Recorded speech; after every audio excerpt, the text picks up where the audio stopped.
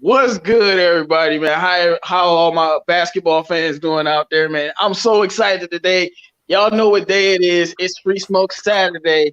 DSA above the rim. We here to talk some basketball. We got a lot of stuff for you today, but first, I'm gonna introduce everybody on the panel. We got a big panel today, but first we're gonna start off with Bravo. How you doing today, man? What's up, everyone? Looking forward for today's shows, and always, let's go Pistons. Hey, man, it's Free Smoke Saturday. Make sure y'all get them likes up. We got CA3 Sports Talk in the building. What's good? It's good, man. I'm excited for the day. I'm excited for some arguments, man. Okay. We got Pistons post Mr. Sekou got next in the building. How you doing, man? We ain't had you on in a minute. Yeah, I know. I want to say sorry, everybody. Start off. I haven't been on in a couple weeks, but I'm gonna be back to being regular. Super excited to have a great show today. And then y'all know we got your main man Detroit Drew in the building. What's good, man? What is good, peeps? Now, for my opening statement, Pistons Post, what was it like to talk to Sekou? I want to know. I didn't get to hear about all that. Oh my God, I can't even explain that. Well, I didn't even know you talked to him. Oh man, bro, it was on Instagram Live. All I gotta say, it was the greatest day of my life. Hey, look, I did everyone a favor. All right, I said stay in Detroit when he's MVP. I'm helping all out. Let's hope he listen to y'all.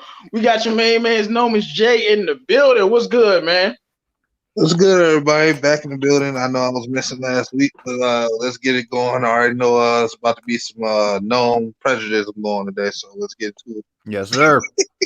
I won't call it prejudice. You just can't say crazy things. We got the resident guest, one of the subscribers, Mr. Ball Don't Lie in the building. How you doing today? What's up? I go by the name of Tony. That's my name, and I'm excited to talk about the draft. All right, everybody. Make sure you guys like the video. And Drew, can you say hi to the people in the chat? I would love to say hi to everybody in the chat. Make sure you guys come in. You check out the description. DSA members and links are in there. You can go subscribe to Tony. He's got a new YouTube channel. Ball Don't Lie. Great content over there. But I see Pistons Talk. He's also a newer Pistons YouTuber. Go subscribe to him.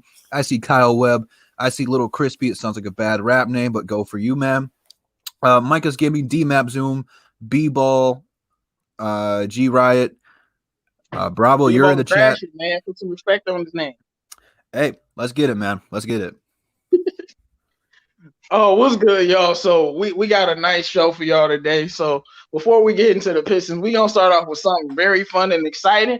And it's sure to cause a lot of problems and a lot of issues, but that's what this day is for. It's Free Smoke Saturday. We about to have fun. So we're going to do the top 5 players in the NBA by position.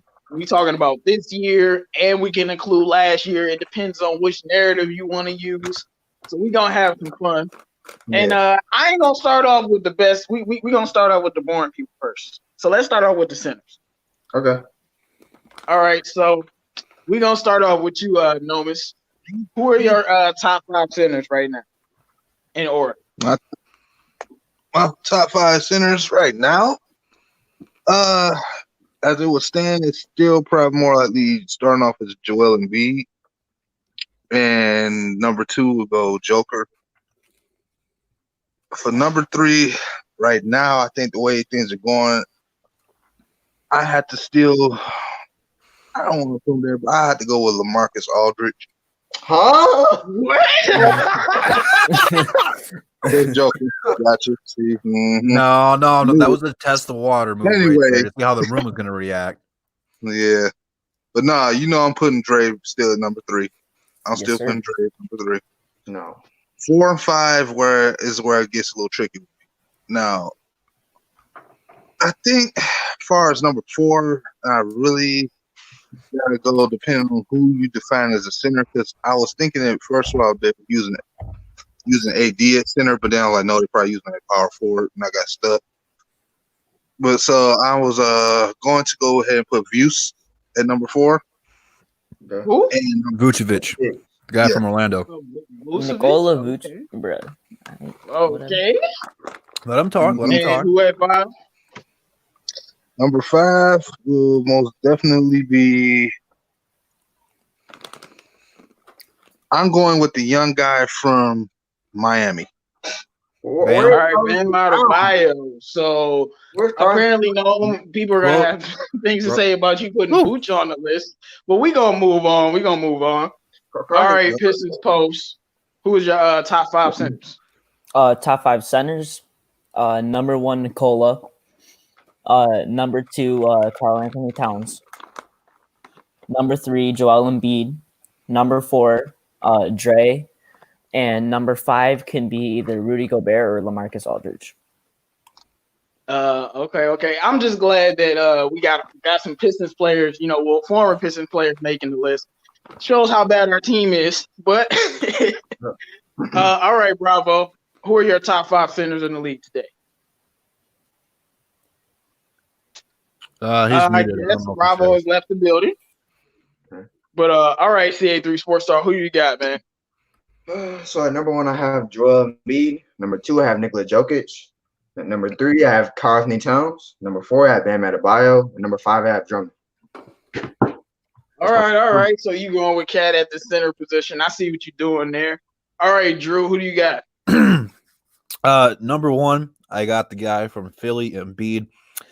Number 2, as much as I'm not a fan of him, I should reword this. I don't think he's a superstar, but number 2 is the Joker. Number 3 is Karl Anthony Towns. Number 4 is Andre Drummond. And number 5 is Bam Adebayo. All right. Tony, who are your top 5 centers? Looks like he's muted as well. I think I'm in. I can go for my. All right. So I'm gonna go with shooting guard Luka Doncic. I'm gonna go with power forward Giannis Antetokounmpo. No, wait, hold up, Bravo. Hold up. What is it? We doing top 5 centers in the NBA. You named Luka. I don't know what's going on with that. It's top 5 centers. It's not top 5 players. No. So is it a top 5 whoa. Hold on. If that was the case, did you just say Luka's the best player? No, I saw top 5 players in the NBA right now, in my opinion. I thought it was that the topic. We'll skip over it. Okay, you guys go next. I guess I'll get a pass then. Okay, I'll go. I tried to see if you understood. That's why I sent it to you twice. It's all good. I'm sure you can fix that later. Okay, we got Pistons talk in the chat. He got Joel Embiid, Nikola Jokic, Karl Anthony Towns, Rudy Gobert, Steven Adams. Wow. Okay. So my list would have to be Nikola Jokic, the Joker, the superstar, Mr. Consistent. And then we got Joel Embiid, Bam Adebayo, Andre Drummond, and Rudy Gobert. So Wait. So Cat's not in your top 5 on the list because I don't like Karl Anthony Towns. What you say? This isn't a popularity contest. That's bad. I mean, it's not a popularity contest, but I can put all 3 of those other guys who play. Yeah, it's 27 and 11. You leave him off this list. Yes. 27 and 11, looking like Minnesota Kevin Love. No. All them points, nothing to show for it. No, bro. No. He plays more like a power forward to me, though. So you think he's better than Andre or better than Bam Adebayo? Yes. Cat's better than Bam, yeah. No way. Bam Adebayo is a monster. He is a monster. All right. He's number 4 on my list. He's number 4 on my list. But, and then you got him over Gobert? Yes. As much as I don't like Gobert, I'm not putting Karl Anthony Towns over Gobert either. He is better than Gobert. Come on, J-Mo. Come on, bro. I guarantee you, if Utah had Karl Anthony Towns instead of Gobert, they would not win as much. You know what, guys? When it comes to Embiid, though, I got to knock him down a few pegs just because of the injury history, and I can't really rely on him. So if I was someone that was looking at, okay, what big man do I want? I'm taking Joker or Karl Anthony Towns before him.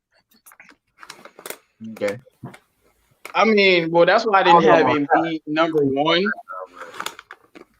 That's why I didn't have Embiid number 1 because he never stays healthy. So I just put Joker above him because Joker is Mr. Consistent. He's like the new Tim Duncan, the boring player that balls out that no one cares about because he's not athletic and he don't play pretty. So he play boring. and they just do nothing but win games. But make sure you guys like the video. We got Luke G in the building, was good. Sanchi RIP in the building, was good. Benjamin Foe and Michael was good, y'all. All right, so we gonna go with the next position. Now we about to have some problems. Let's go right on over to point guard. Top 5 point guards in the league. We gonna start with you, Mr. Folks. All right. Number 1, Stephen Curry. Number 2, Damian Lillard. Number 3, Russell Westbrook. Number 4, Kyrie Irving. And number 5, Trae Young. I want to know, Trae Young. did you see my list? Because you just exactly stole my list. Are you being that ass? Ranking, players, and everything. For real? For real. Oh yeah, see, my list definitely about to cause some problems. Yeah, Steph, Dame, Trae Young. Russ, Kyrie, and Trae Young. So me and Pistons Post got the same. Okay, that Trae Young one threw me off, but I mean he is. I don't know. All right, CA3 Sports Talk. Who's your top 5 point guards? So my top 5 point guards is so number 1 I have Steph Curry. Number 2 I have Damian Lillard. Number 3 I have Russell Westbrook. Number 4 I have Kyrie Irving. And number 5 on the last live stream I say he was the most overrated player in the league. I have Ben Simmons. Yeah. What? I did my research, man. Man, no, man, you all right? We go. You know, I got to give my list now. So I can mess up everybody's list. Player, bro. That's all it is. Ben Simmons not a top 5 point guard. I'm sorry. He not in top 5. Period. Nah, he does on. He's not a top 5 point guard. Y'all know he does on defensive end though, but okay. Bro, point guards he have to does shoot on the 3 ball. and that's not enough. Hold on, we got to make sure we don't talk over each other. Matter, man. I know what he does on defense. That's not enough. He can't shoot. He plays with the wrong player. How can you be a top 5 point guard? You can't shoot. He's top 5. I'm sorry. No. Like, what? All right, man. That's your opinion. You know what? Bravo. Please, got some. Let us know if you got some sense, man. Okay. Do you have some top 5 point guards? Okay. My best top point guard in the league is injured currently. I'm not going to put him in, Steph Curry. So I'm not going to include him because he's out this year already. So number 5 in this year currently out of Steph Curry, who's injured. You number can use 1. Steph if you want to, though. I don't think we should because it's just he's injured right now. Number 1 out of those old point guards in the league. Number 1 right now, CP3. Number 2. Kyrie Irving. Number 3, Ja Morant. And number 4, Damian Lillard. And I'm going to go with number 5. I don't know if he's a point guard. Is James Harden. No, he's a shooting guard. So I guess you will put Steph at number 5 to you. There you go. I'm not even going to kill the Ja Morant pick. I'm going to let that slide. He been balling. But no. Noman, did you pick yours already? No, I didn't. Oh, God. All right, go ahead, man. All right, so for number 1, I'm going Westbrook. Number 2 is Lillard. Number 3, I am going with CP3. Number 4 is Steph Curry, mainly because he's injured. And number 5, I'm going with Kyrie. Bro, Noman, you that's how you know you're my brother. My boy Russ at 1. That's what I'm talking about. Man. Mad respect to him balling out. Drew, even though your list has already been said, go ahead. Well, we'll do it one time for the people. Number one, Curry. 2, Damian Lillard. 3, Russell Westbrook. Number 4, Kyrie Irving. And number 5, Trae Young. B-ball, hold on. B-ball, Grashit. Luka Doncic is he plays 3 positions, but he played most at shooting guard. So he's the starting shooting guard. So we got him as a shooting guard on this list. Okay, my list is number 1, Russell Westbrook. Number 2, Damian Lillard. Number 3, Steph Curry. Number 4, Kyrie Irving. And number 5, the guy that y'all always disrespect and everybody slept on, Kemba Walker. Don't know how he's not on that list.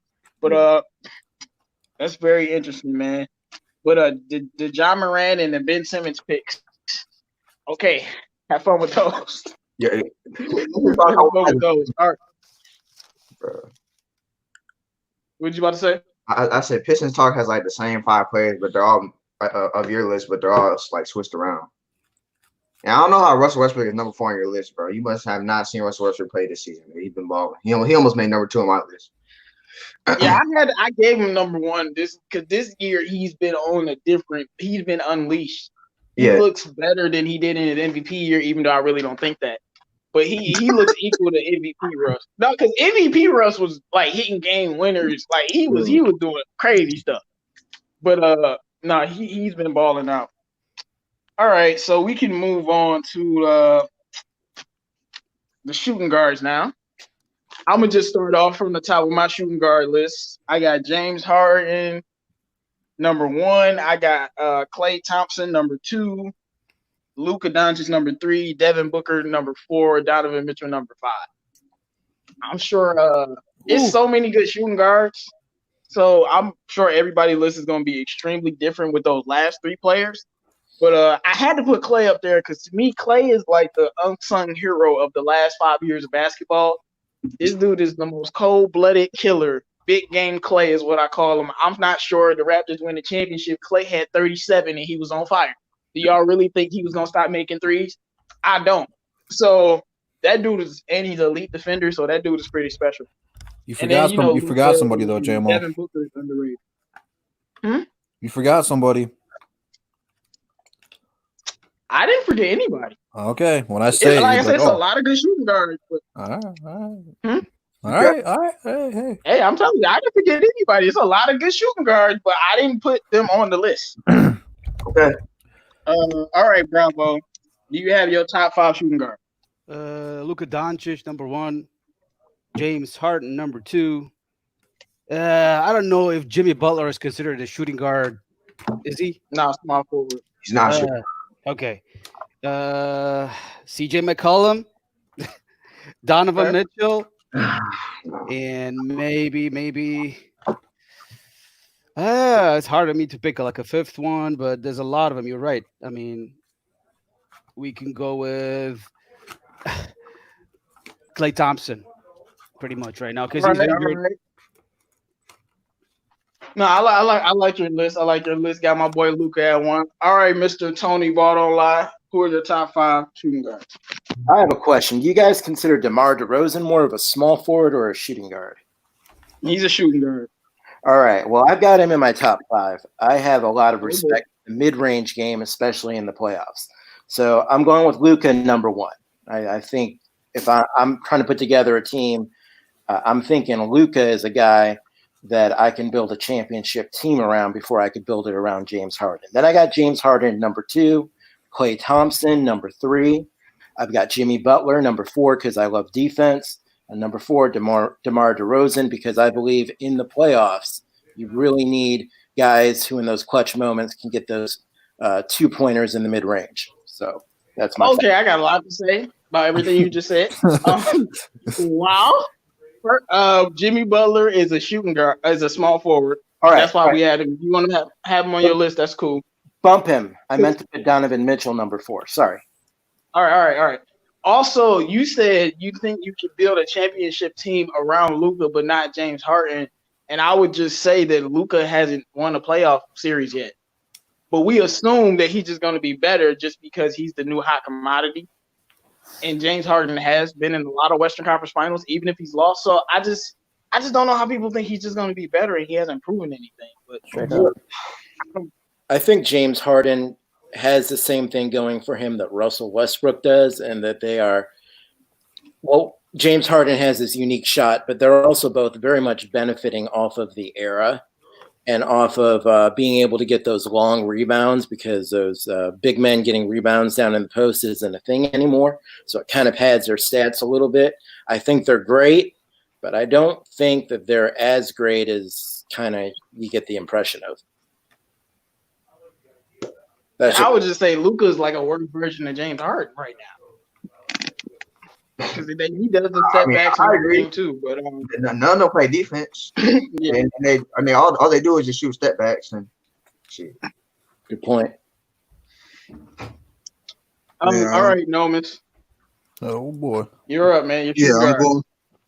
Oh yeah, I'm going with Harden for number 1. Number 2, I am going with CJ McCollum. No, bro. No. Bruh. let him 5 seconds of fame. Wait, hold up. Let him go. No, hold on, Nomis. I'm gonna defend Nom. Did you not see when CJ gave them boys that work? Dame would be nowhere without CJ dropping 40 He in the playoffs. He gave him that work. He a bad brother. He's not number 2. He gave him that work. I was feel like I'm not gonna kill the CJ pick because CJ was like he was scoring. The guy we should have picked over KCP. Number 3. If y'all ain't like number 2, y'all probably won't like number 3, which is Bradley Beal. No, that's cool. I'm okay with that. Yeah, I'm okay. Number 4, I will put. I'll put Luka there because he's still a little too new. And number 5, as far as shooting guards go, I'll end that one with. Oh wait, no, I'll put Luka at number 4 and put Devin Booker and put Luka. You said so. There's Devin Booker at 4, Luka at 5. Yep. Yeah.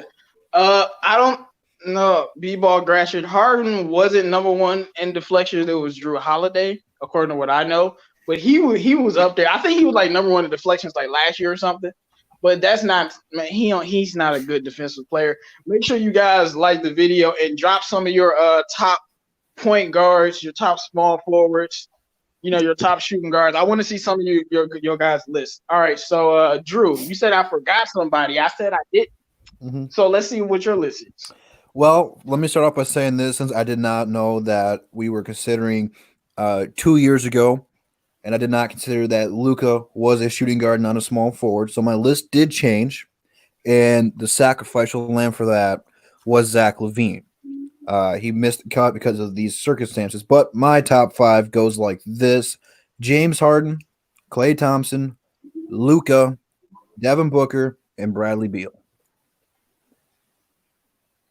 Okay. I just want to ask, because I thought your list was about to be identical to mine until the last. So you putting Beal over Mitchell? Yes. Okay. I like Bradley Beal, so I'm not gonna kill it. Bradley Beal is what I call a baller. That's what I call him. So all right. Now we can move on, man. We're gonna move on. I didn't do Schumer. I haven't gone either. Man, my fault. Go ahead. Pistons folks. Oh, all right. Number 1, James Harden. Number 2, Luka. Number 3, Klay. Number 4, D-Book. And number 5, Bradley Beal. Mohammed Al-Mahandi says Mitchell, Luka, Beal, Harden, and Kennard. Okay. Is that your burner account, J-Mo? I mean, no, man. Look, man. We talked about if Kennard could be an all-star, maybe he'll be there someday. I like that though. Because he just gotta stay make sure healthy. you guys like the video. Can I go? All right. Yeah. All right. So number 1, I have James Harden. Number 2, I have Luka Doncic. Number 3, I have Klay Thompson. Number 4, I have Bradley Beal. Number 5, I have Donovan Mitchell. And y'all can shoot me because you said you had Klay at 2. Huh? You said you had Klay at 2. 3. Who was at 2? Luka. Luka. Who was So that? you had James Harden in 1. Yeah. All right. Well, it seems like the shooting guard list, I don't think anybody picked, because it's like a good shooting guard. You could go like 10 deep. Guys like Zach LaVine, guys like Drew Holiday. It's just a lot of other guys that wouldn't make the list. So I think we all had similar lists. Yeah. Now, but see, the power forwards and small forwards are going to get tough because we're going to have some problems. I already know my list is going to cause some problems. We're going to go with that controversial. We're going to go with the power forwards first. Mm-hmm. All right, Bravo, you ready, man? You got your top 5 power forwards? You want to wait?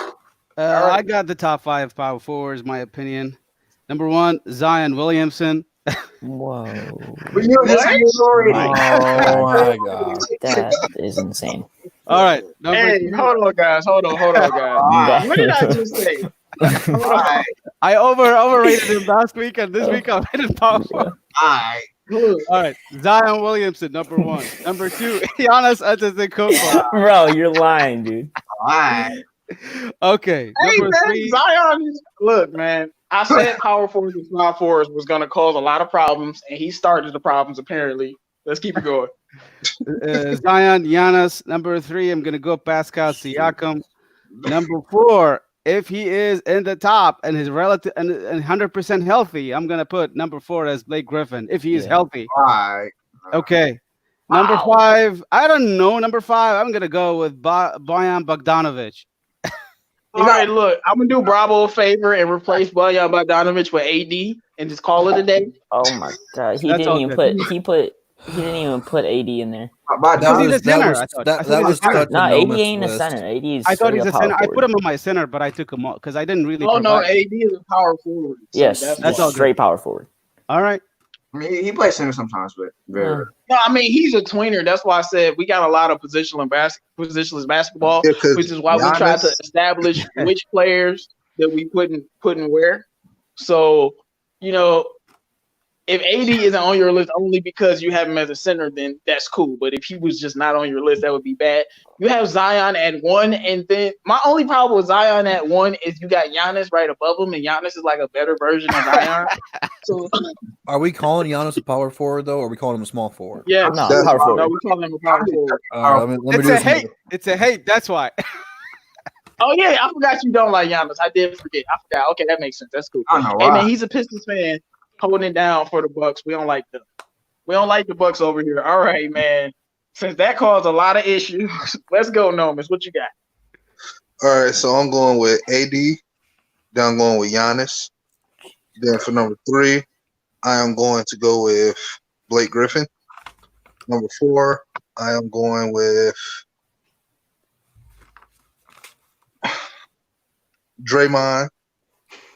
No. Oh no. Oh no.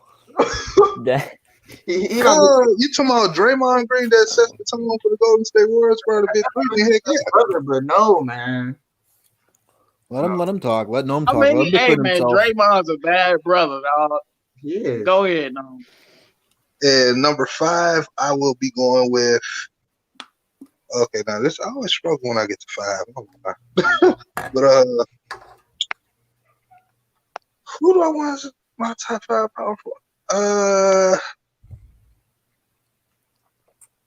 Do we consider him a small forward, KD, Yeah. Small forward. or a power forward? He's a small forward. Power forward. Oh, he's a small Small forward. forward. Okay. Then I'll go and put I don't want to put nobody weird now. I can't think of the guy I would actually want. And Bro, it's so a I'm lot of taking- power forwards that you Yeah, I ain't know. Oh yeah, duh. Give me my guy from the Raptors. Yeah, I was about to say, bro. yeah. I can't I try to wonder think. who I'm you- like, I know I just heard his name.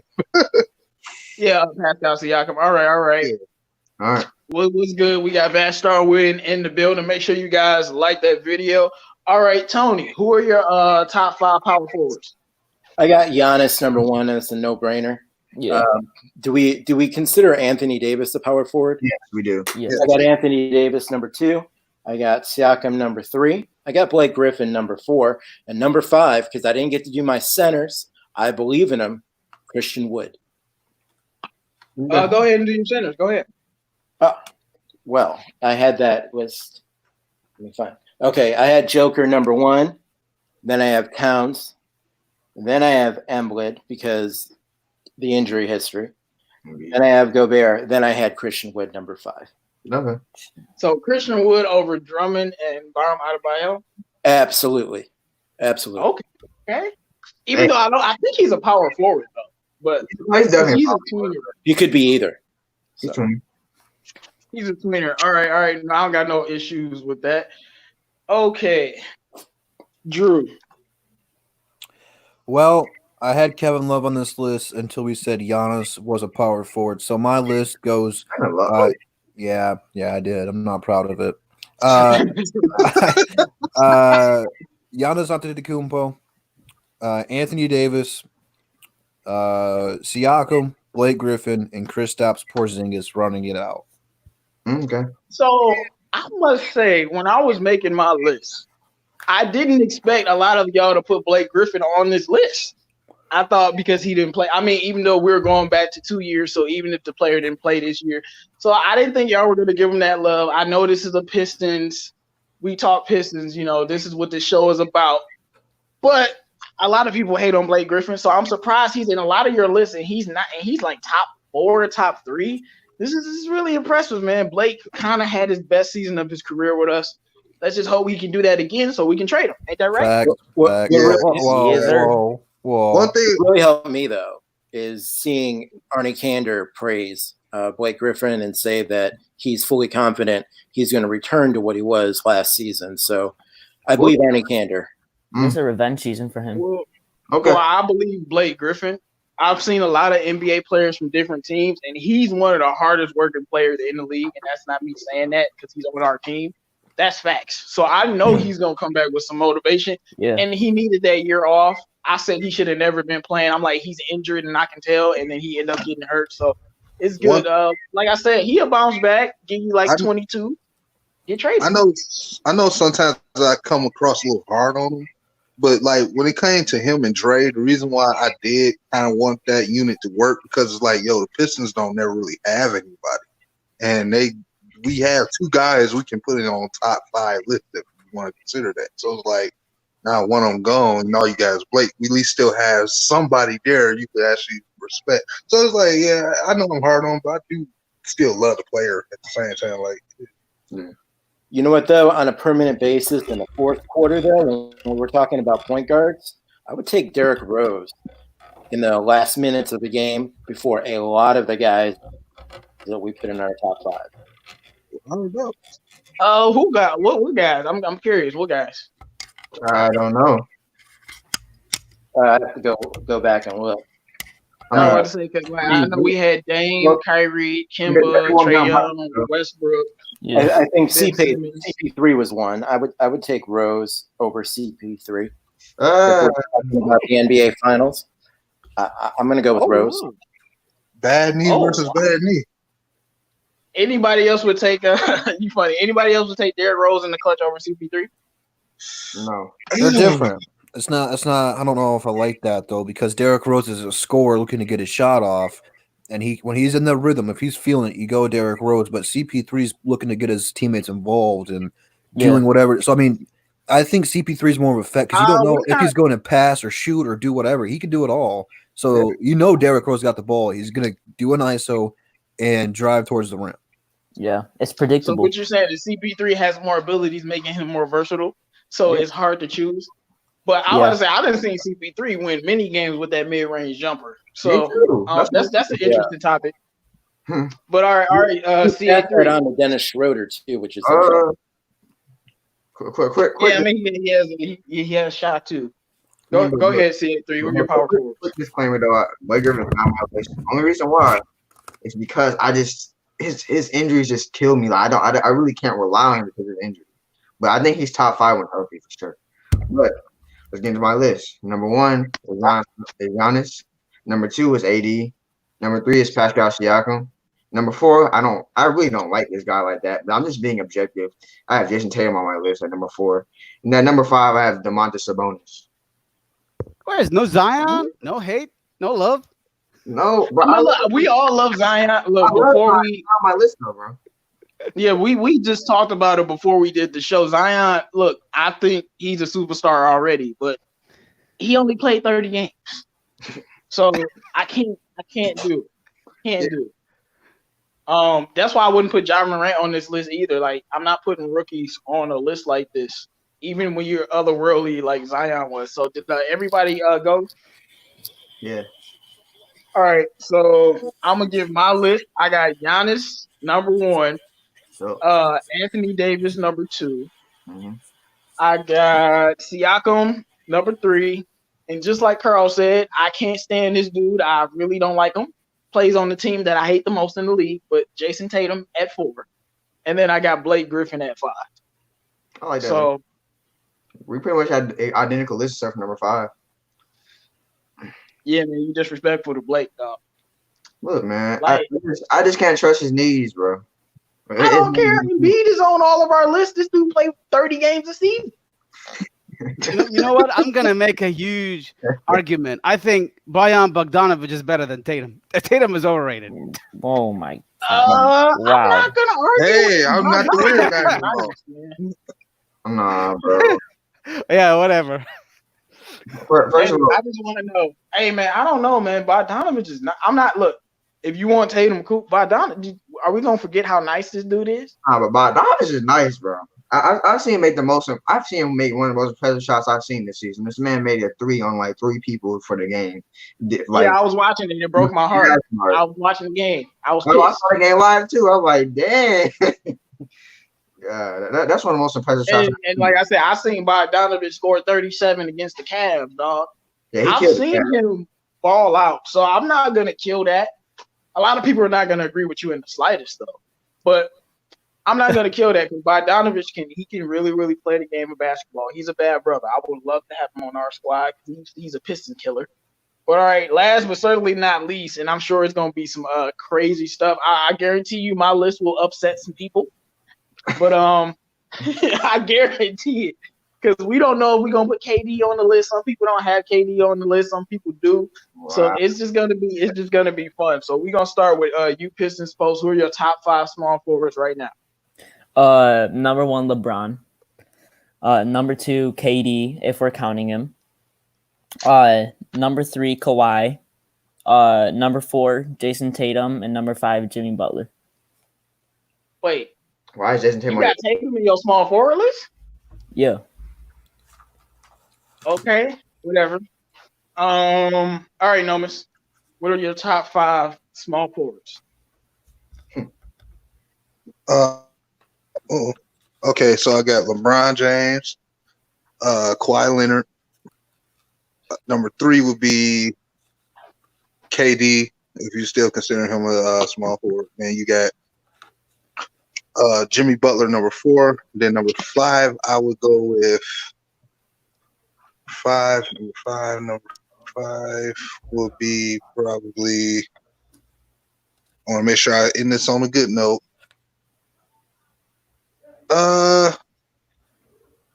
What to do? I guess I will end up going with.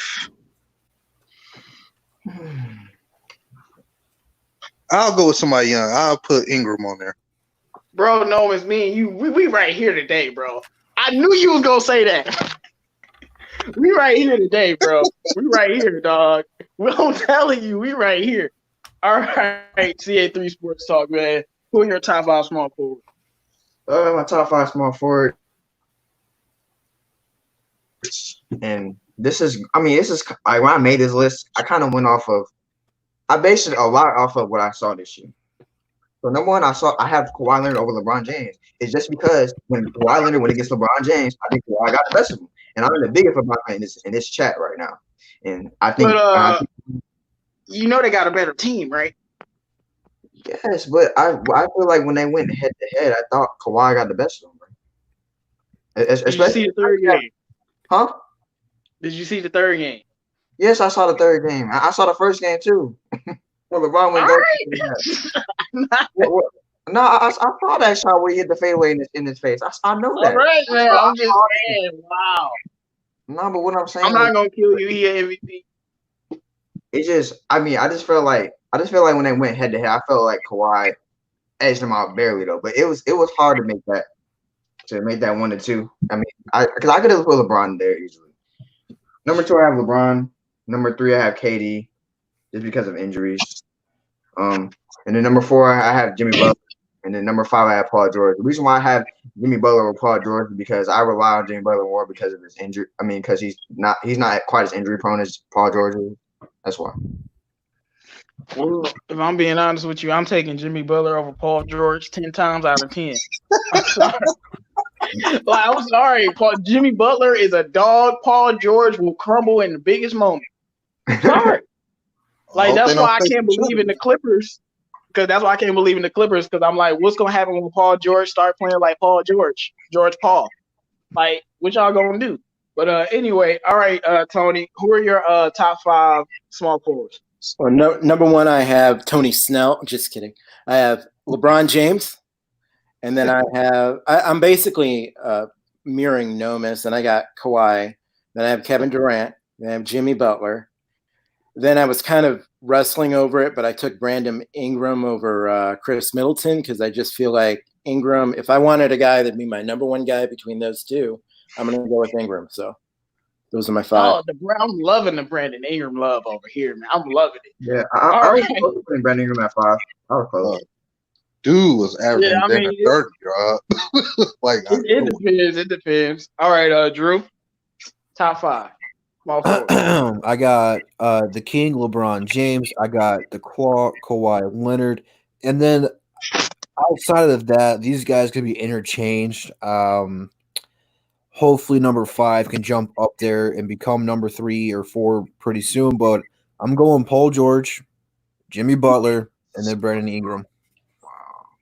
Boy, my boy B.I. is out here holding it down. The B.I. respect is uncanny. I thought I was gonna be alone on Brandon Ingram, man. Oh, bro, I was about to put him at number 5. I was about to, bro. I really was. I think almost everybody except for Pistons Post and did. And, he was in my list before I had to take Giannis out of it because I thought we were calling Giannis a small forward. Oh, okay. Everybody went now. All right.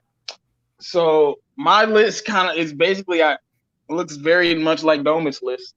We got LeBron, of course, Kawhi, Kevin Durant, Jimmy Butler, and Brandon Ingram. My boy B.I., hey, man, he was an all-star this year. He balled out, and I think it's going to continue. And once he gets some weight on him, he really going to be a problem. So, all along, man, these lists have been some crazy. I think the craziest one probably was Zion at 1. I didn't give you my list. Go ahead. For small forward, I'm gonna pick KD over LeBron, number 1. No. Okay. I'm just a hater. I'm just a hater for some players, man. You know. So you admit it though, and I like that. KD number 1, LeBron James number 2, Kawhi Leonard number 3. I'm not gonna give Jimmy Butler a lot of love because I'm a hater. I'm gonna go with Chris Middleton, and I'm gonna go with Brandon Ingram. What do you do to you? I just hate him, man. I just hate him. Hey, by the way, I had Brandon Ingram at 5, but we were counting KD, so I don't know. I mean, if KD wasn't, if I didn't count KD, he would have made number 5. Yeah. Well, if I didn't count KD, then Paul George would have been number 4, and Jimmy Butler 3, and Ingram 5. But you know, I don't got that much look. Everyone knows Westbrook's like my favorite player in the league, and I watched Paul George play like crap with Westbrook for 2 years. Westbrook get blamed for Damian Lillard, but who did he shoot the shot in the face of? Paul George. Paul George. The MVP candidate, defensive player of the year candidate, got cooked, but Westbrook get blamed, even though Westbrook tied the game up or they would have lost. But it's cool. It's cool. So I have this thing for Paul George, man. I'm sorry. I can't do it. I just can't. Like, I never liked him like that much. I didn't like or dislike him. But I'm like, yeah, all right. But then after all of that, I'm like, man, I can't rock with him. And then he just up and left and ran to another team. I'm like, yeah, you a sucker, bro. But it's cool. It's cool. All right, now we're going to move on to some more of the other questions. First question we got for the panel is, should the Pistons trade up in the draft to get LaMelo? But if he's already gone, should we still trade up to get the player we want, or should we stay put? We're going to start with you, Bravo. That's a good question. Should we trade up to get Melo? Definitely, if we get the chance to. Depends on the cost. If he's gone, I don't think we should trade up because I just don't see a lot of interest besides Melo, Killian Hayes, and Anthony Edwards. I mean, the rest can fall eventually. You can see Tyrese Halliburton blooming up and surprising. So I just don't know about trading up if we don't get Melo.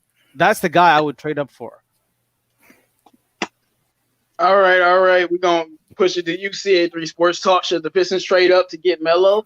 And if Melo's gone, should we stay put or still trade up to get a player we want? I mean, if the opportunity is there, you got to trade up. I mean, it's a no-brainer. We need that. We need that point guard. But I mean, I don't think that will be possible, really. So I mean, if we're not able to get Melo, I mean, I would just stay put. If we can't get Melo, that's how I feel. All right, Mr. Tony. Or maybe you could trade up a few spots and get a Killian Hayes. That'd be fine with me too. I tend to look at the draft and whenever I think of it, and I think, okay, who is the most, especially if you're picking in the lottery, who is the most likely to be a superstar? I've got 3 players that are not necessarily always the consensus and top 3 that I think are, and I'm going with LaMelo Ball as number 1, and then I have Obi Toppin and Anthony Edwards. I think those 3 guys, in my opinion, have the highest likelihood of being superstars. So if I'm picking second and I got Obi Toppin and I can't get LaMelo without giving up a ton of future assets, I'm just going to settle with Obi Toppin because I think I have a future star right there. So that's my. Well, I like Obi Toppin, but I'm not sure he'll be a superstar. Like that super is a big word. Because I feel like he's closer to a Zillin, but I don't know because if we were going about your standards, I would put James Wiseman in the top 3 every 100 times out of 100 because regardless of what I think of him, I think he's gonna be a superstar. Like he's destined to be one unless he gets injured and can't play. Like that's the only way he's not gonna be a superstar. That dude is too talented. Then Melo and Anthony Edwards, of course. But all right, Nomis, should the Pistons trade up to get Melo? But if not, should we trade up to get Killian Hayes, Obi Toppin, Wiseman, Halliburton? Who? Well, not to make this whole scenario boring. Well, first of all, yeah, depending on what scenario we are at in the draft room. Because if we're number 2 and the Knicks go some oddball, I mean, let's say they get Anthony Edwards, then you pretty much got LaMelo right there for you. So, but if you're number 3, it depends on what you got to give up. Because you don't want to give up anything that's going to significantly hurt the team. And if you're just going to give up like some second-round pick that you got in this draft and then a couple of future ones and maybe a rotational player, then okay, cool, go ahead and get them. But if you have to stay where you are or trade up to get one of the other guys, depending on where you are, I think you stay there unless you feel like you really need to get, like, let's say it's Killian Hayes or somehow Edwards is still on the board. Let's say you're the 5th pick or something. I think you take a chance, you stay there instead of like trying to acquire more assets or trying to give us something unnecessary, just move up one spot. I think I think it depends on where we started on the draft and then the way how it goes. So to me, those things always vary. It's not nothing's ever for sure to happen. Like you just because you assume this team is going to take James Wiseman, for example, doesn't mean James Wiseman is going to go there. So I think you just wait and see where we actually pick at first. Did I just see somebody say that Anthony Edwards scout report looks like Stanley Johnson? Man, I was just about to say something about that. No. Look, hold on, and then I'll let you go, Carl. Look, I understand what you're saying, but I'm gonna tell you why. No, first of all, Anthony Edwards, I can't believe I'm saying this, but he looks more athletic for his size. His handles are way better, and his scoring ability and layup packages with both hands. He has spin moves. He got it all when it comes to scoring the ball. Though Stanley was all athleticism. So yeah, go ahead, Carl. Yeah, I mean, I don't think Andy Edwards plays defense like Stanley Johnson. That's really it. That's all it is. All right. We're gonna go to my main man. The only thing I don't like about Anthony Edwards is he just a little lax on defense sometimes. That's the only thing I don't like about him sometimes. Yeah, I know. And I see Quillfish in the chat says Toppin is ready to play day 1. He definitely is ready to play day 1. And Quillfish says, isn't Aaron Gordon better than Ingram? No, he's not better than Ingram. What? No, he's not. All right. I like Aaron Gordon, but Aaron Gordon, don't get me started on him. I don't know what's wrong with him. I feel like he has so much potential to be so great, but he just tailed off at a certain point. So it is what it is. But Drew, should we trade up in the draft to get LaMelo? If he's not there, should we still trade up? If he is available, and we're more likely percentage are in our favor of landing a top 5 pick. If you think whoever's drafting number 1, 2, 3, or whatever is going to get LaMelo, you have a top 5 pick that holds value. This is probably the most valued draft pick we have had. When's the last time we actually had a good lottery pick? Probably since 03, if I'm not mistaken. I'm trying to remember. Yeah. This is the highest pick we've had since then, so people are going to be interested in it. Now, it's not going to have a highest value as whoever's got the person taking LaMelo's pick, obviously, but you have a couple players you can throw in the deal. I love Derrick Rose, and I love that he came to Detroit, but that top 5 pick, Derrick Rose, and then you can throw in a Kyrie Thomas or Bruce Brown to move up to get that player. That's a pretty good deal. Or you could throw Blake Griffin in there and do some tinkering around with some of these role players that we have way too many guards. You can move on from one of them and really kind of get some of these contracts out of here, get some more younger talent. Plus, you get a guy you can build around that you're confident can help this team win. So I think that the Pistons are in a good opportunity to move up if he is off the board and we are not going to trade for him. I just kind of see where the draft board's at. Since we were talking about Tyrese later on the show, spoilers, I watched a little bit of film on him, and I'm starting to like this guy more and more. At first, when people started talking about him, I'm like, who is this guy, man? I know nothing about him. I think that there are some solid point guards in this draft. I don't think they're going to be superstars or league changers, but for the Pistons and what we're trying to do, these guys later in the draft are effective and pass. They got good handles. I would see where the board's at and then determine if you want to stay or move down. If you someone like Killian Hayes that I'm high on, if he's falling, I'd take a gamble and might move down. If not, you take him wherever you're at. Okay, I don't got no issues with that. Pistons post. What do you think? Trade up to get Melo or no? 100%. I think he can change our franchise. So do I think James Wiseman can change someone's franchise. I'm really high on both of them. But yeah, if the chance is available, do whatever you can to just get that trade going. But if we don't get him, I would trade up for James Wiseman. You would trade up to get a center? Yes. After we lost one, so you'd be like the Lions drafting a corner after losing the corner? Yes, I would. I mean, this is the thing, though. We really do need a point guard, but we really need a center too. Exactly. People underestimate. People don't really they forget that we need a center really badly too. James Wiseman, though. No, but it would just hurt me to have another center and we don't got a damn point guard. That's true. I could see your point on that. Yeah. It's just moving backwards to try to move forward, but you end up moving backwards. But look, man, I'm getting Melo at all costs. Exactly. I already done said give up 3 first-round picks. Yeah, I'm crazy with it. Melo at all costs. Because our team is a little bit different than other teams. I won't say we're all the way built, but our team is a team that literally just needs a point guard, and we could take that next step. And once we get to point guard, we're in the playoff. Especially, I know people think about Blake, but if Blake keeps playing well, he might be on the team longer than we would like. But you got Blake, Christian Wood, Sekou, Luke Kennard, Svi Mykhailiuk, and then you have a point guard. Then you have something that could be a 6 seed instantly. So we're much closer than some teams. When you're thinking about the Chicago Bulls, they need a lot. You think about Atlanta, they need a lot. It's a lot of Charlotte. It's a lot of other these teams that are not ready to compete right now. We just are injury prone, and we don't have a real playmaking type of point guard. We have a scorer like Derrick Rose. So I'm trying to get a point guard at all costs out of this draft, and it has to be one that can pass the basketball. And when it comes to LaMelo, I'm trading up regardless. And if he isn't there, we had 7, I might trade up to take Killian Hayes. Seriously.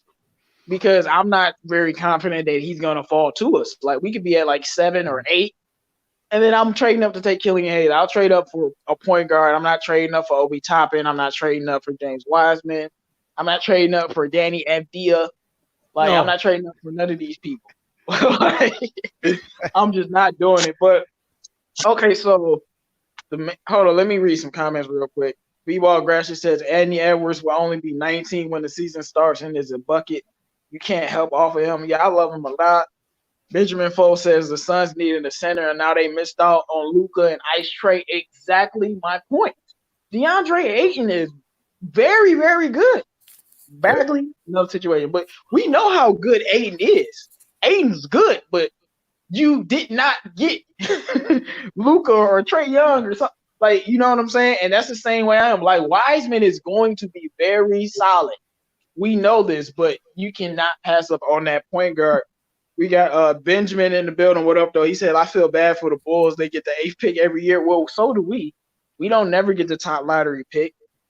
Pella Santos said it's worth mentioning that LaMelo wants to play in the big city or warm weather, so he would probably leave Detroit at ASAP.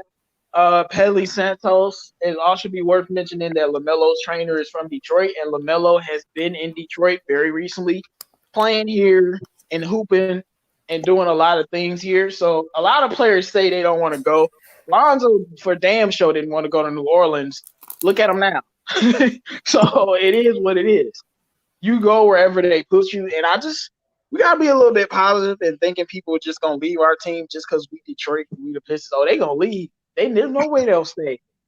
I'm not gonna think like that. I think players could stay, but the main reason I asked this question because I saw an article that said we were gonna trade up in the draft, but it said we were gonna take Tyrese Halliburton, not Killian Hayes. Anthony Edwards and LaMelo were both off the board in these mocks.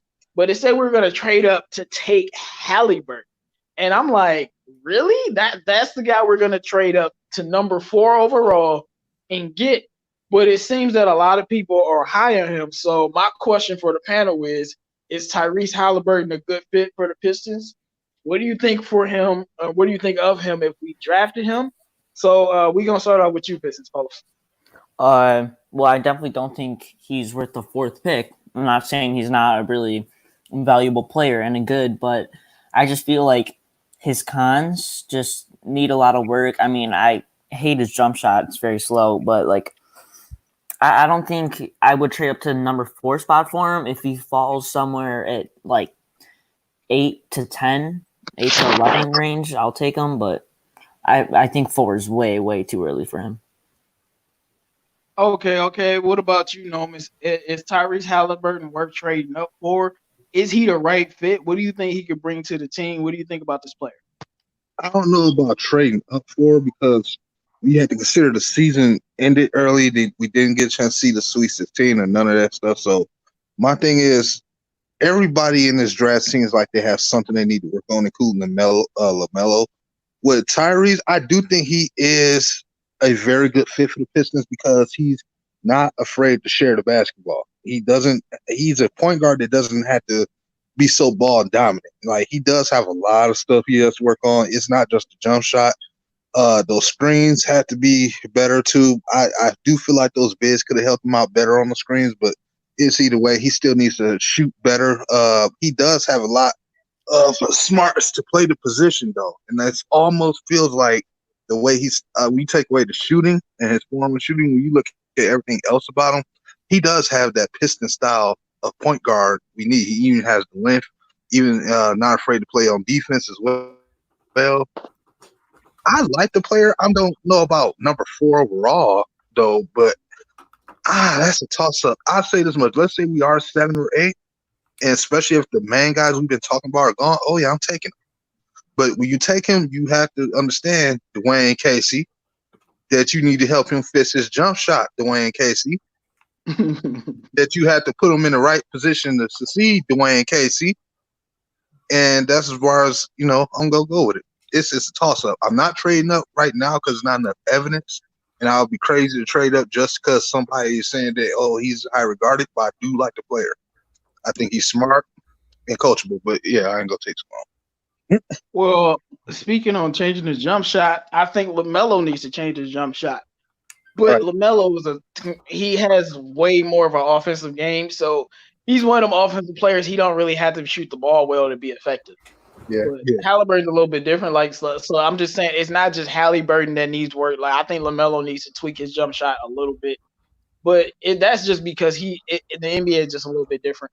But Yeah. all right, Tony, what do you think about trading up for Halliburton or just selecting him in general? What is your overall analysis of Tyrese Halliburton?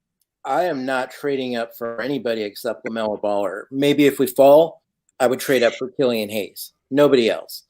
I like Halliburton a lot. I don't have a problem with the Pistons picking him. He's one of those players that goes 8th or 9th, and he's going to either just be okay, or he every once in a while in the draft you get a player that nobody really sees as being a superstar, and he could be that guy because he definitely has a lot of skill. But I'm definitely looking at Ball and Killian Hayes as the only guys in the whole draft I would trade up for, just because we don't necessarily need a big man.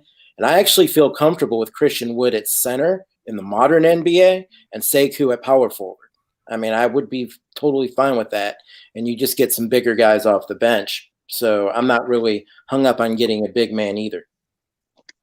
Yeah, I don't think anybody else is comfortable with Christian Wood at the center and Sekou at power forward, but I don't think Sekou's a power forward. He's a small forward. The thing is, he can guard power forwards better than he can guard small forwards, so he plays power forward.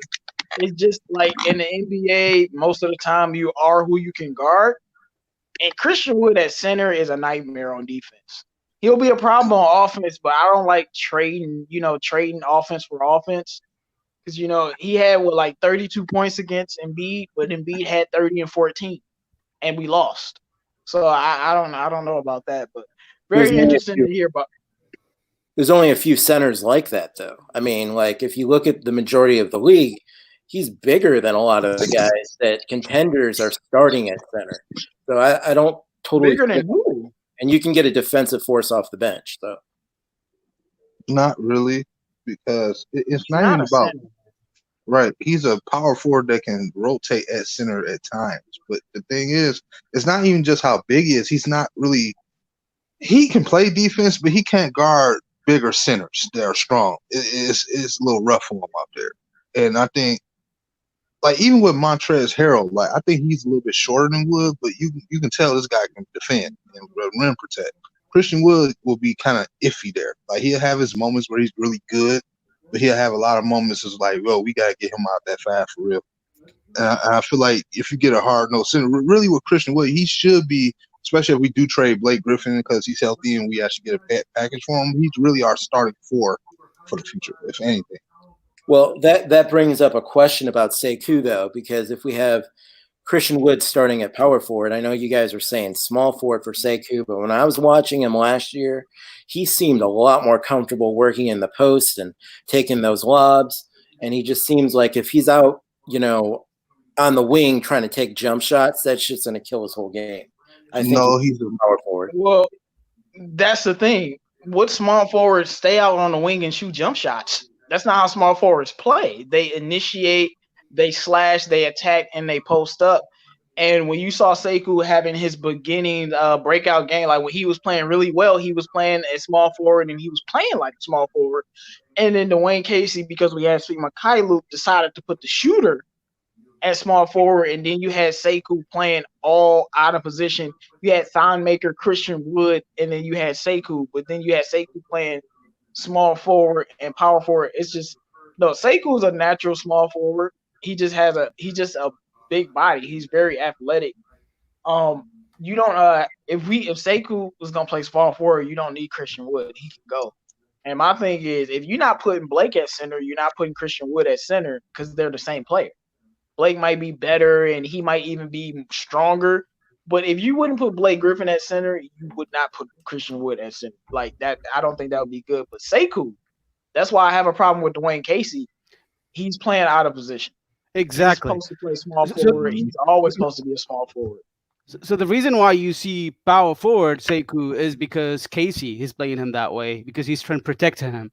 I don't know, but I think we should just give him the ball, play him as small forward. I think It, he should be carrying the ball at some points and initiate offense in the next 2 years if he wants to be the small forward of the future for the Pistons. Because it's Casey is limiting some of the players from progressing, and I hope he does this differently next year.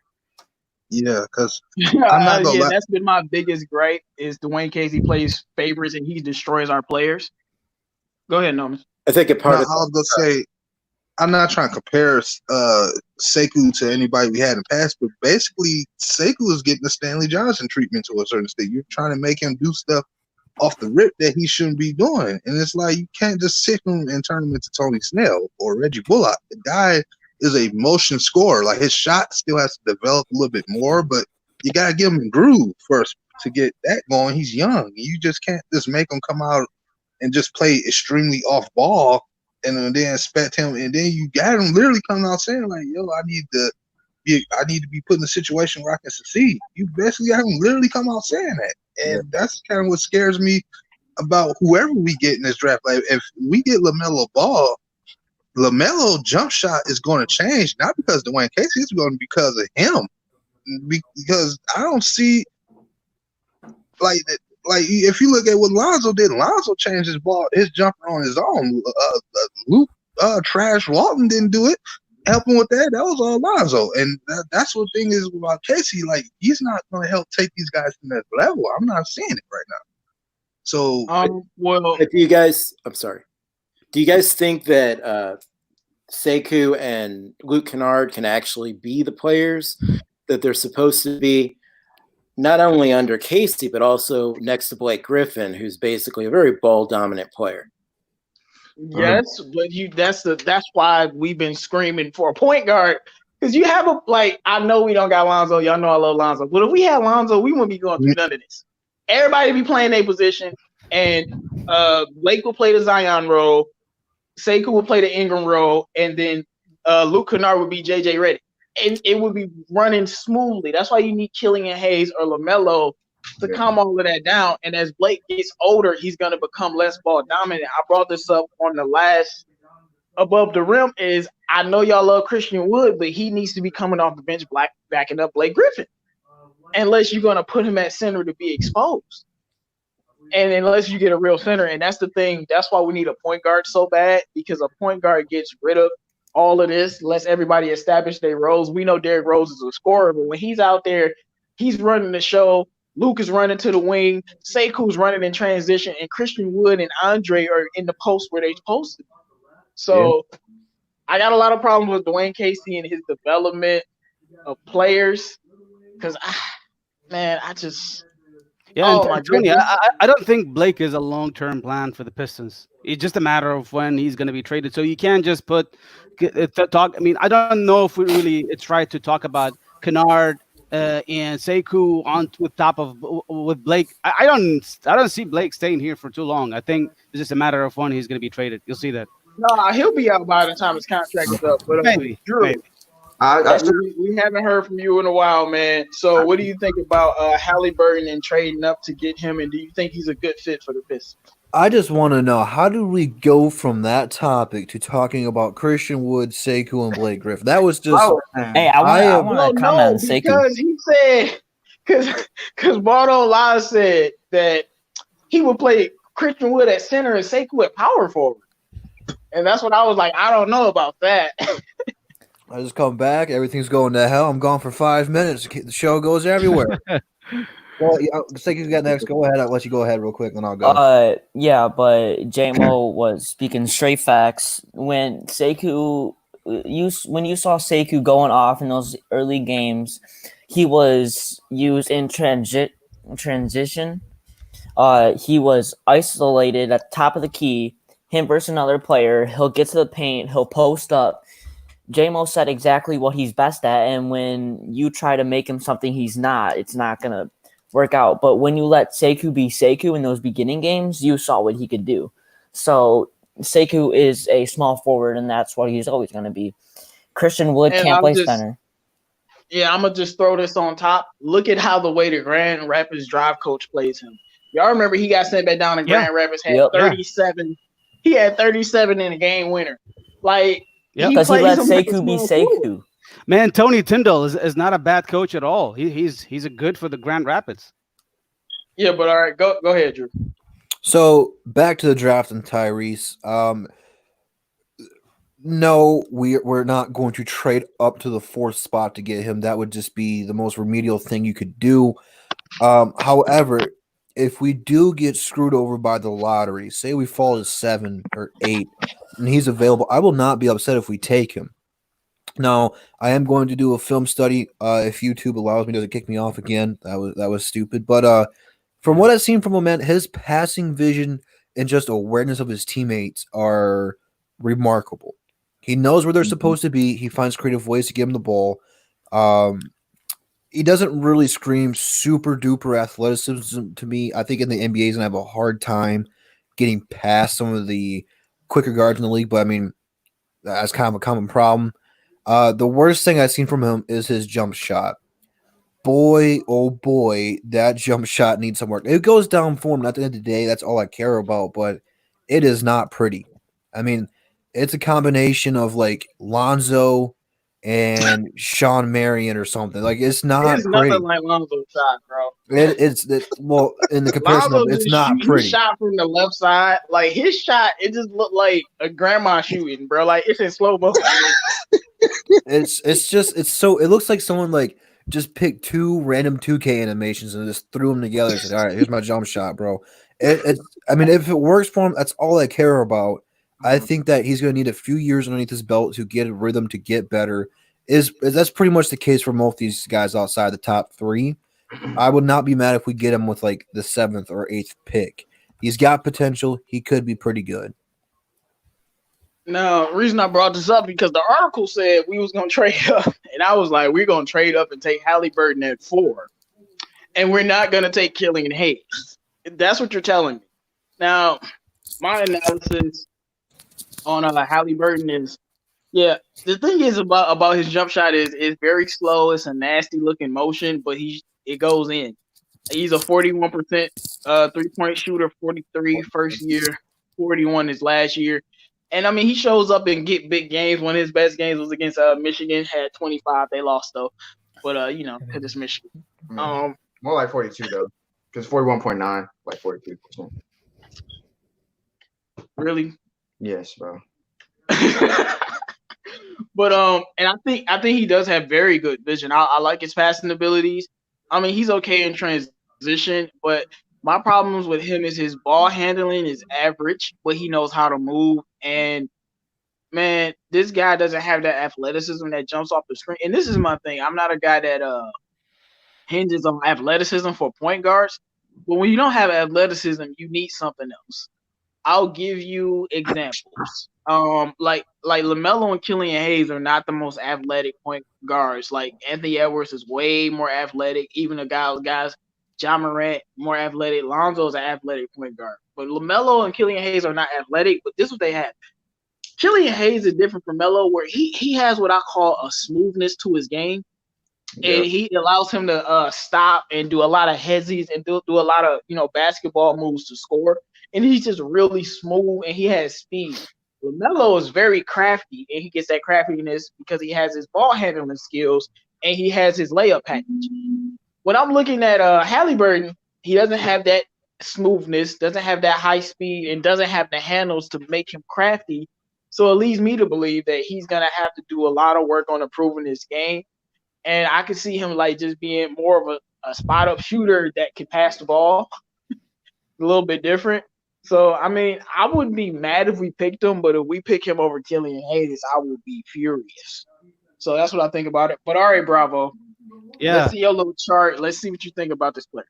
So, yes, I'm going to share with you guys chart screen for Tyrese Halliburton in here. So here's what my analysis. Can you guys see it? Yeah. Mm-hmm. Yeah, so my analysis about him, he is a good player, and I think he could be a really good player, but the bottom line, I don't think he's going to be a great player.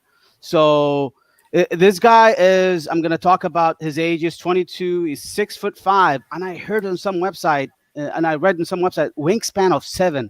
That's like super long. And for a point guard, I think it's really good length for him. Weight, he 175, so he's slim. He's from Iowa State. Average 15 points, 6.5 assists, 5.9 rebounds, 50% field goal, and a 41%, 0.9% from threes, and 82%. But I'm going to give you some few stats. His threes are actually coming mostly from spot up position, from spot up shooters. So he's like in the top percentages of point guards in terms of spot up shootings, but he's only about 35 percentile from dribbling. So I'm going to talk here on the left side about his pros and cons. So he's a guy I would consider a high IQ, a high basketball IQ. He's one of the really smartest players in this draft. I think he is an excellent passer, and I also talk about a spot up shooter, 40%. I think, in my opinion, he is the second passer after LaMelo Ball in this draft. Probably, if we put him in that category. He plays really good in transition. He also played good team defense. He's a long guy, like I mentioned, 7 foot wingspan. He can play the floater of a pick and roll, but I'm going to talk about the cons in here. He's got an ugly shot form and it's very slow release. So when he plays the pick and roll, he cannot just stop on a dime and shoot of a dribble. He's like, I read in one of the percentages, he's like in the 35th percentile, which means he's in the lower bottom of the point guards and of coming off a pick and roll spot up shooter of a stopping on a dime and shooting it of a pick and roll from mid-range jumper. He's not good. He's good in floaters, but not really. He's not like a Cole Anthony who can stop on a dime and step back and shoot it. Like he got different kind of a game in that type. He struggles in one-on-one offense situations. So if you really put the ball on him in the last minute, I don't think I've seen a lot of cons talking about him. He's not really good in one-on-one situations. He lacks explosiveness, although he really considered really long and can block shots. Actually, he is also poor. He definitely lacks explosiveness. Yeah, he's also poor at absorbing contact. So he doesn't really get a lot of free throws. I heard like only averaging 2 or 1.9. He averages 2. Yeah, so he is really like he's weak. Obviously, his body is weak, but he is long enough to block shots and try to take it to the rim. But I don't know. His play style, I think, reminds me of a lot better version than Dante Exum. And maybe his shot form, they're comparing it to Lonzo Ball when he first came in. I can see the similarity, but I don't think his shot form is really uglier. And actually, he's different than Lonzo. He shot very well from 3 as a spot-up shooter, but he is not good in taking it off the dribble at all. So that's the things with Tyrese Halliburton. I think he is going to be okay fit for us, but is he really a great fit? He is a really good player. You can put him on a team like the Jazz, maybe like I don't know about like some teams that have really smart players. You can put him in there, but not for our team. I don't think he is going to be the leader in our team. From my perspective, I think I'd consider Cole Anthony over him. Although Cole Anthony has a lot of bad shot attempts, he's not efficient. This guy is really smart. He's very efficient, actually, comparing to Cole Anthony. So I wouldn't hate the pick, but I'm not really sure about really. So that's pretty much the stop sharing in here. Yeah. Yeah. So I was gonna bring up because I saw somebody in the chat that says Cole Anthony or Halliburton. Yeah, I would rather have Cole Anthony. And I remember CA3 Carl was saying that Cole Anthony's a big boomer bust player. Yeah, but the thing, see, Cole, just like I was just talking. Well, he's athletic, but he's not top tier athleticism. He has that dribbling. He has that stop and start. He has a nice scoring game. I think Halliburton is like a point guard off the bench type guy.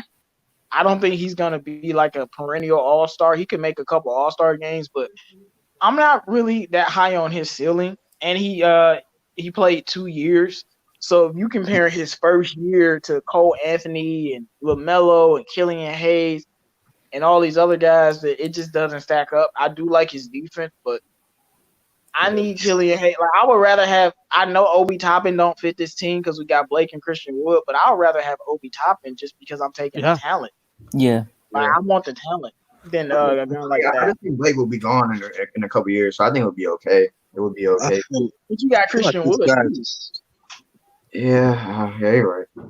You know what kills me? I hope that this Dwayne Casey does not interfere. I don't like this Dwayne Casey mentality of liking certain players over others. And I can see him picking up Tyrese Halliburton. Oh, he plays defense. He's a good player. But he is not as good as Killian Hayes, in my opinion. I don't think we can pick him up over Obi Toppin, or even I would be really conservative about picking up over Cole Anthony. We know Dwayne Casey, he likes certain players. And I think Tyrese Halliburton is a guy that a lot of coaches would like. I can see that. Yeah, Look, I agree with everything you just said. can I go? Yeah, go for it. Oh yeah, go say who got next first. All right. My thoughts on it. I just feel like the cons just kind of override the pros. I mean, I just don't think.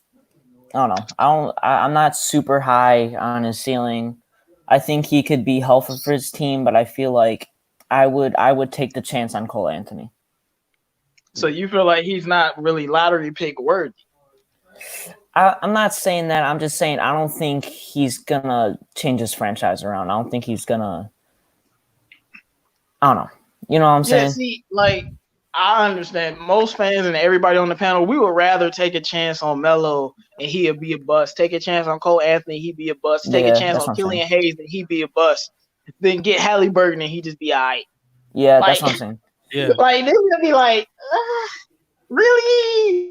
Like, so, and I'm not really gonna downplay him, look, because I think he definitely has a place to get much better. But I'm taking Wiseman, Toppin, and Cole Anthony and Killian Hayes before I'm taking him. 100%. Go ahead, CA3. I mean, I did a lot of research about this guy. I saw some scouting reports.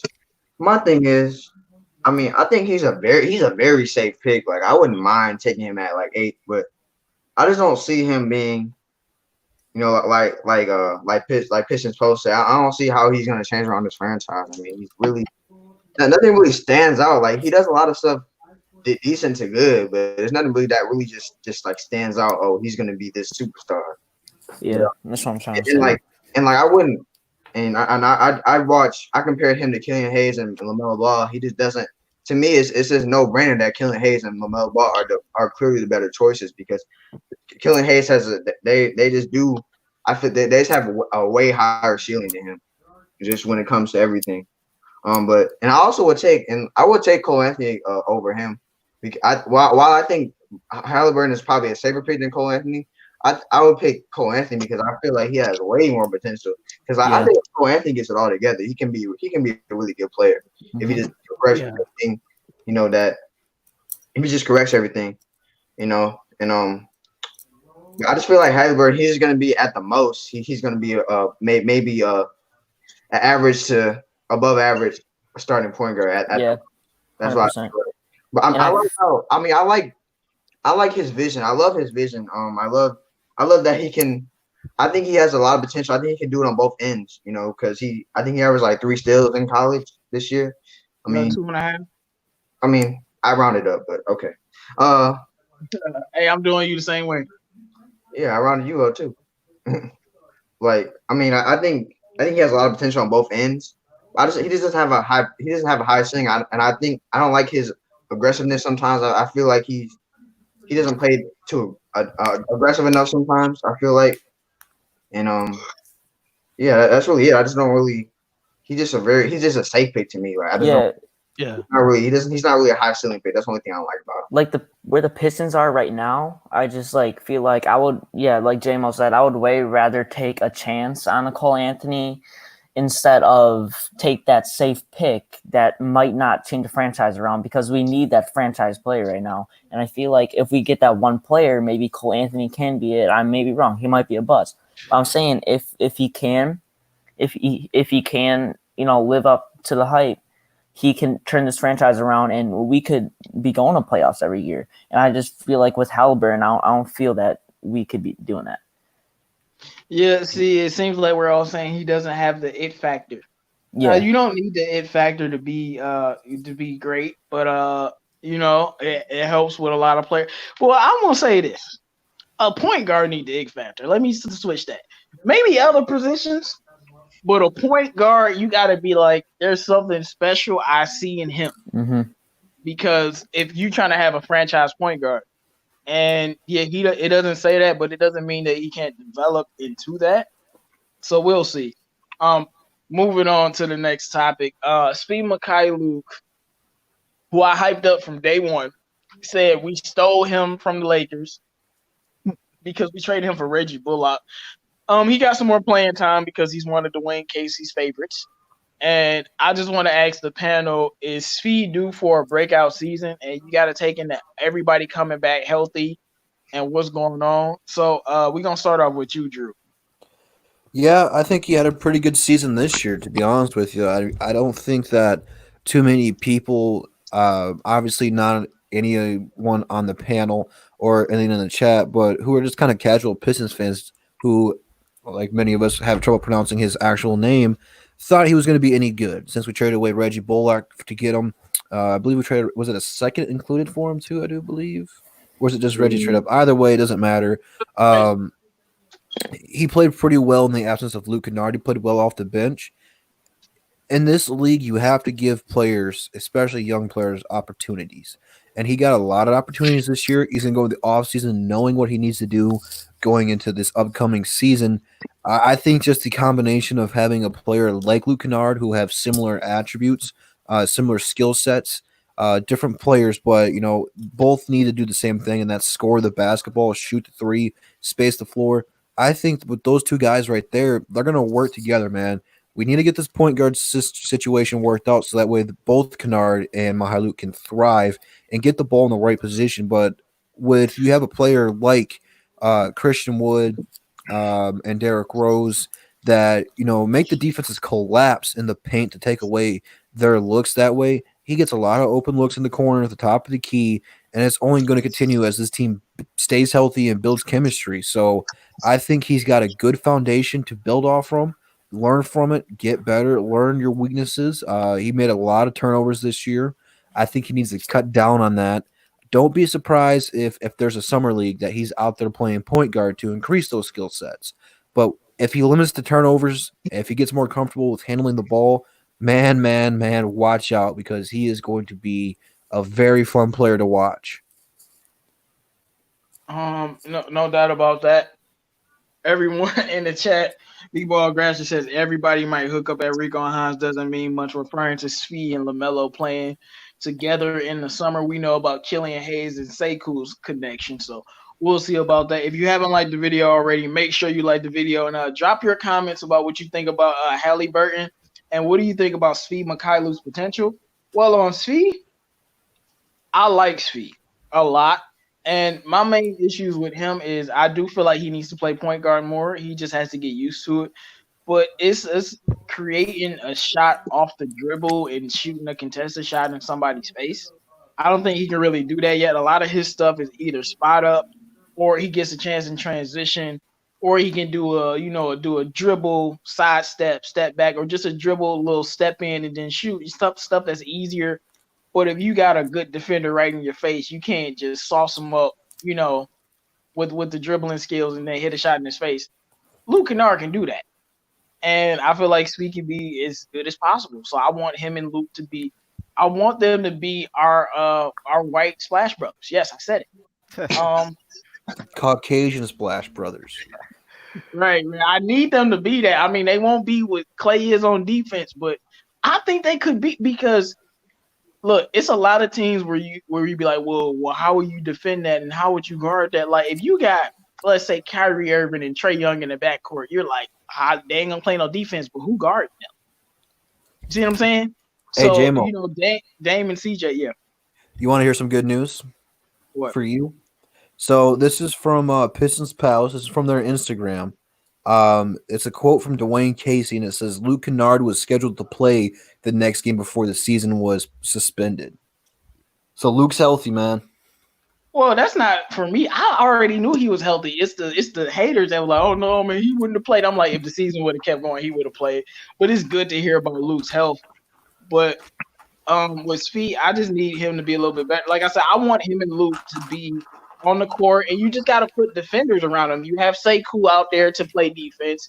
You have a center that can play defense, and then you have Christian Wood or Blake, who they might not be the best at defense, but they're a matchup nightmare. So you have to account for them. And then that gives Fee and Luke a lot of matchups. He played well in the spurt that he played in. I think he's only going to get better. I think he'll average 14 next year. I think he's averaging like 9 or something. But I think he's going to be able to give us a solid 14 off the bench.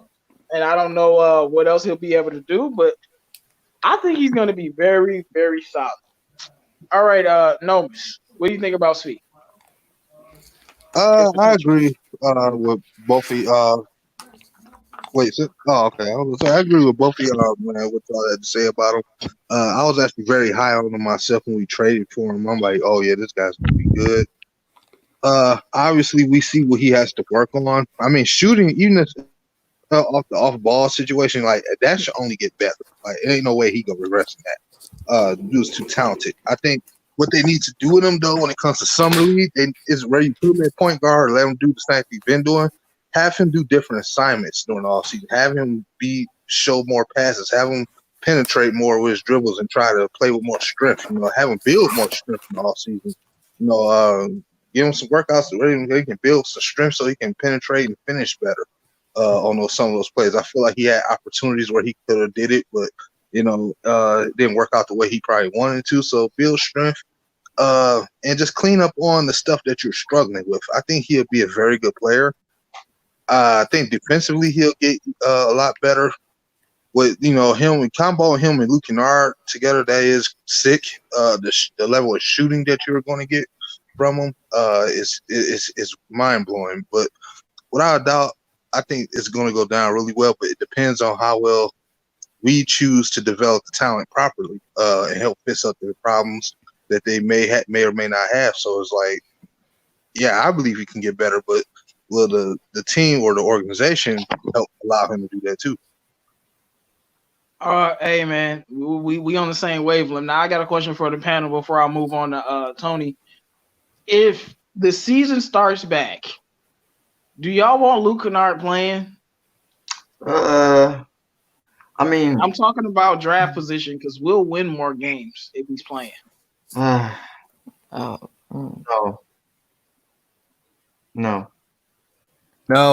I'll be with CA3. It's definitely. We need to focus on draft position. We need to focus on getting the best odds to get LaMelo. So, yeah, I definitely agree with CA3. It's not a guarantee we win more games, but I know with him and Derrick Rose, we're winning more games. But if the season is back, I need to see him play. I would never play Luke Kennard. I mean,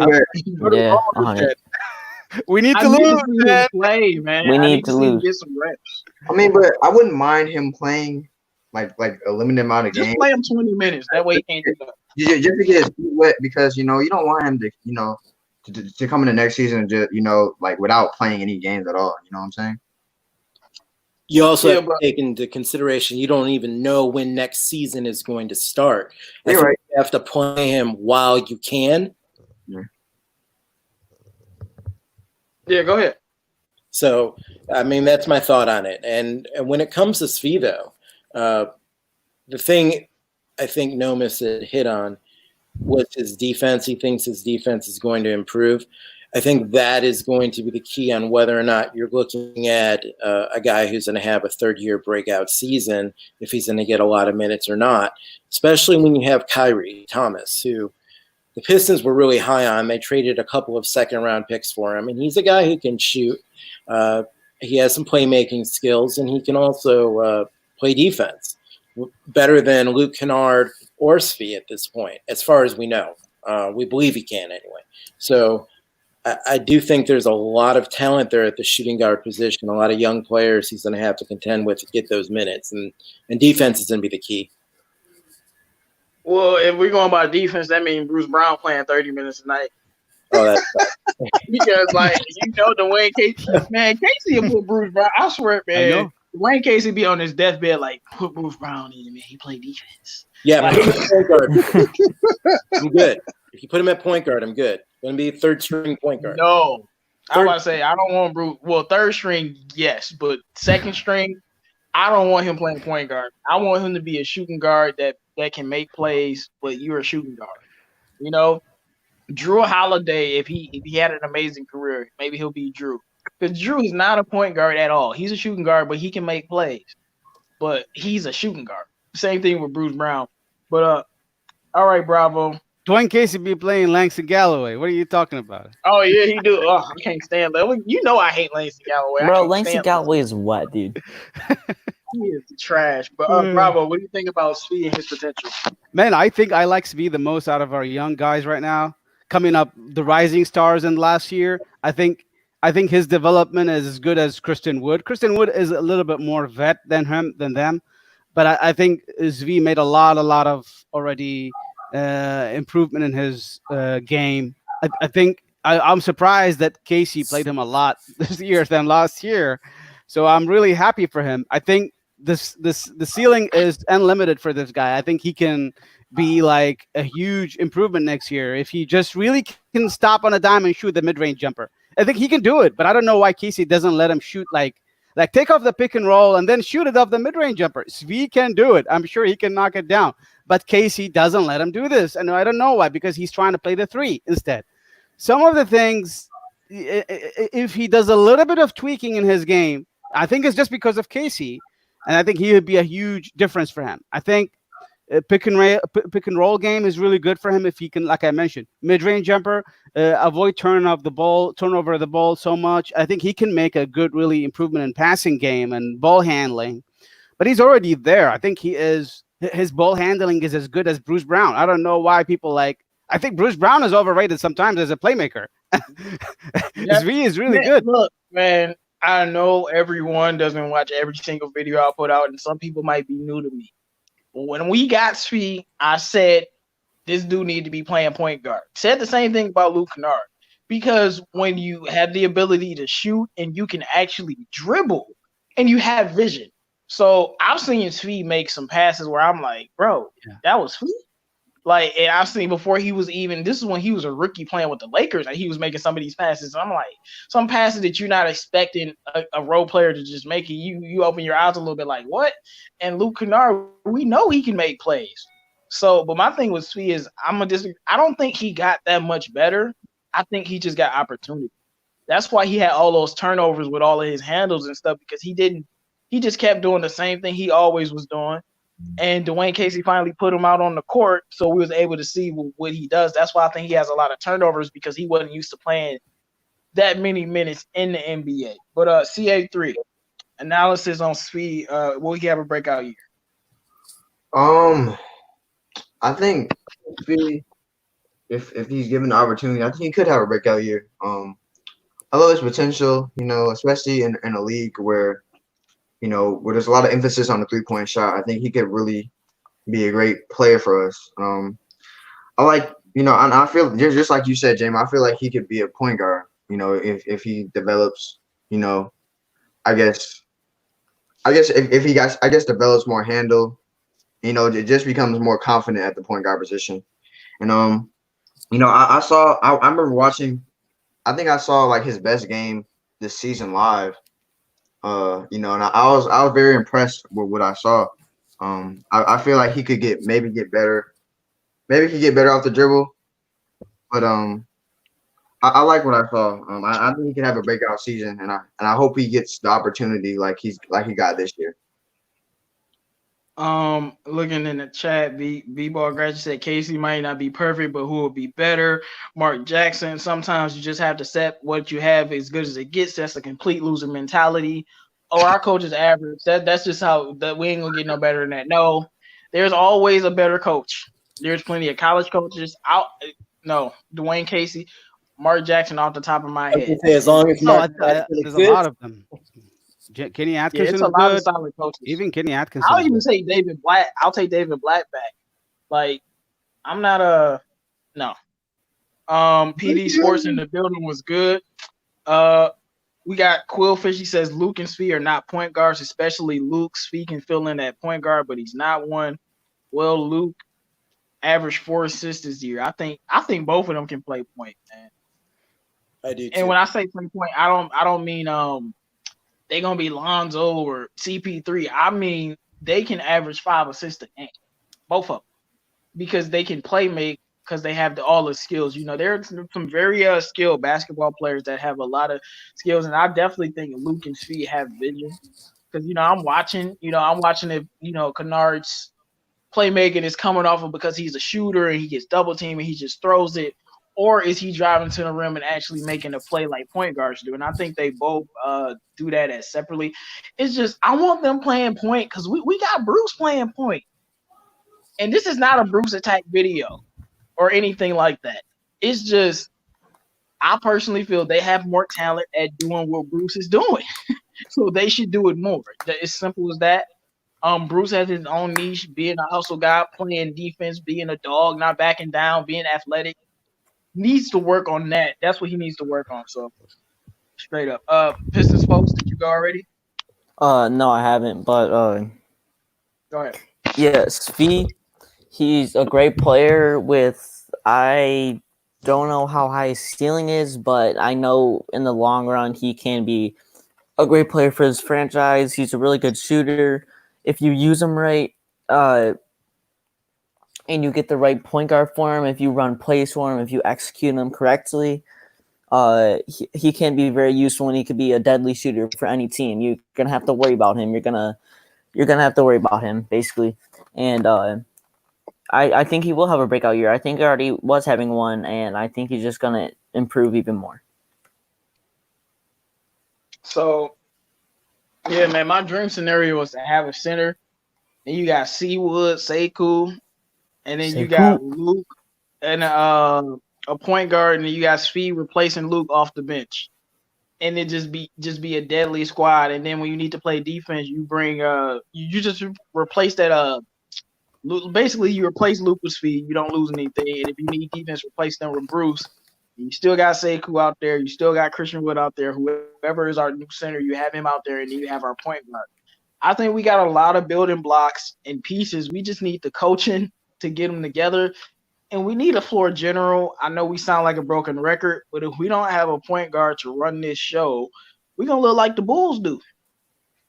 Like, simple as that. Like, that's how we going to look. Going to look like the Knicks do. Just a team with a talent that just doesn't play well and doesn't play in unison at all. All Jim, right, so yeah. That brings up a question that I have for you. It's not really a position of need, but it's a type of player. I don't see on this roster, maybe Sekou can be it, but that guy who's going to make a huge change in games just based upon defense alone. I don't see that player on the roster right now, and I'm not even talking about Bruce Brown. So I'm talking about a guy that can make like a Tayshaun Prince even, or a Ben Wallace, a guy who on the defensive end of the floor is going to turn things around. I don't see it yet. So I think that's another thing that the Pistons need to address. I know I'm about to get a lot of. Hold on, Nomis, before you say something crazy. Oh my gosh. You can find a lot of good defensive players, and I do look, Sekou's young, but I think he definitely could be that. I mean, we saw him go up against the gauntlet, LeBron, Paul George, Kawhi Leonard, and Giannis. You know, we know what Giannis did to him, RIP. But, you know, he did good. He did good against LeBron and Kawhi and Paul George. Like, that's why I didn't want him guarding Giannis, because I did not want that to happen, but it did. I'm so mad at Dwayne Casey for that. But because Giannis is basically like a bigger version of him. Obviously, he's a better player, but you know what I'm saying. He's like a bigger, stronger version of you. What are you gonna do? Like, more athletic, everything. But like I said, you can find those players to bring them off the bench. That's why I need Sekou in the starting lineup, though. I know Casey might try to start Svi because he can shoot better, to have the Svi loop thing going. That's why I need Sekou in the starting lineup, because to me, him and Bruce are the best defenders on the team right now. Right. And that's why we still need to get a center, which is why I want Serge Ibaka. Or, you know, even Dwight Howard I would take. Because I know they can play defense and they can rim protect. You need somebody else to take that pressure off. But I think we can find some solid role players. That's why when we traded Drummond, I was mad we couldn't like at least get Larry Nance. Just get somebody that can play some defense and that's a good role player. So we have to work on that. But we're gonna have to start building through our starters and our young players first. Go ahead, Noam. Oh no, I was gonna say this. Like, yeah, I agree with everything you just said. I was gonna add though, like we did kind of have that player at one point, but then we end up just getting this guy named Thon Maker somehow, some way. That's Uh, Yeah, but the thing with Stanley is because he's a high pick, you have to play him like a high pick. You know what I'm Yeah. saying? If he was picked in the second round, we could give him 9 minutes a night. We could just make him just, hey, you go out there and play deep. But he was like the 8th overall, 9th overall, I can't remember. But Yeah, he's such a high pick. You see what I'm saying? You have to give him minutes. right. But if his goal was just like Stanley, go out there, shut down Kawhi for 5 minutes, he gonna go out there like a Ron Artest, like a Rodman, like a Ben Wallace, go out there, even LeBron for a 3-minute stretch, just getting lockdown mode. But so because we picked him in the expectation, fans are gonna be like, put him on the court, and then we'd be like, well, he's not good enough to be on the court that long. So he's not even in the Raptors rotation at all. I mean, the Raptors they squad up though. Right. You gotta remember, he's still like 22, 20. He's not even 23 yet, so he's still that. He's still young. Hey, Thon Maker's still young. You never know, man. Right. No, he's done. He's done, bro. No, he ain't gonna do that. Man, hey, man, when Thon Maker leave us, go to Grand Pop and become a superstar, I don't want to hear y'all hate. Right.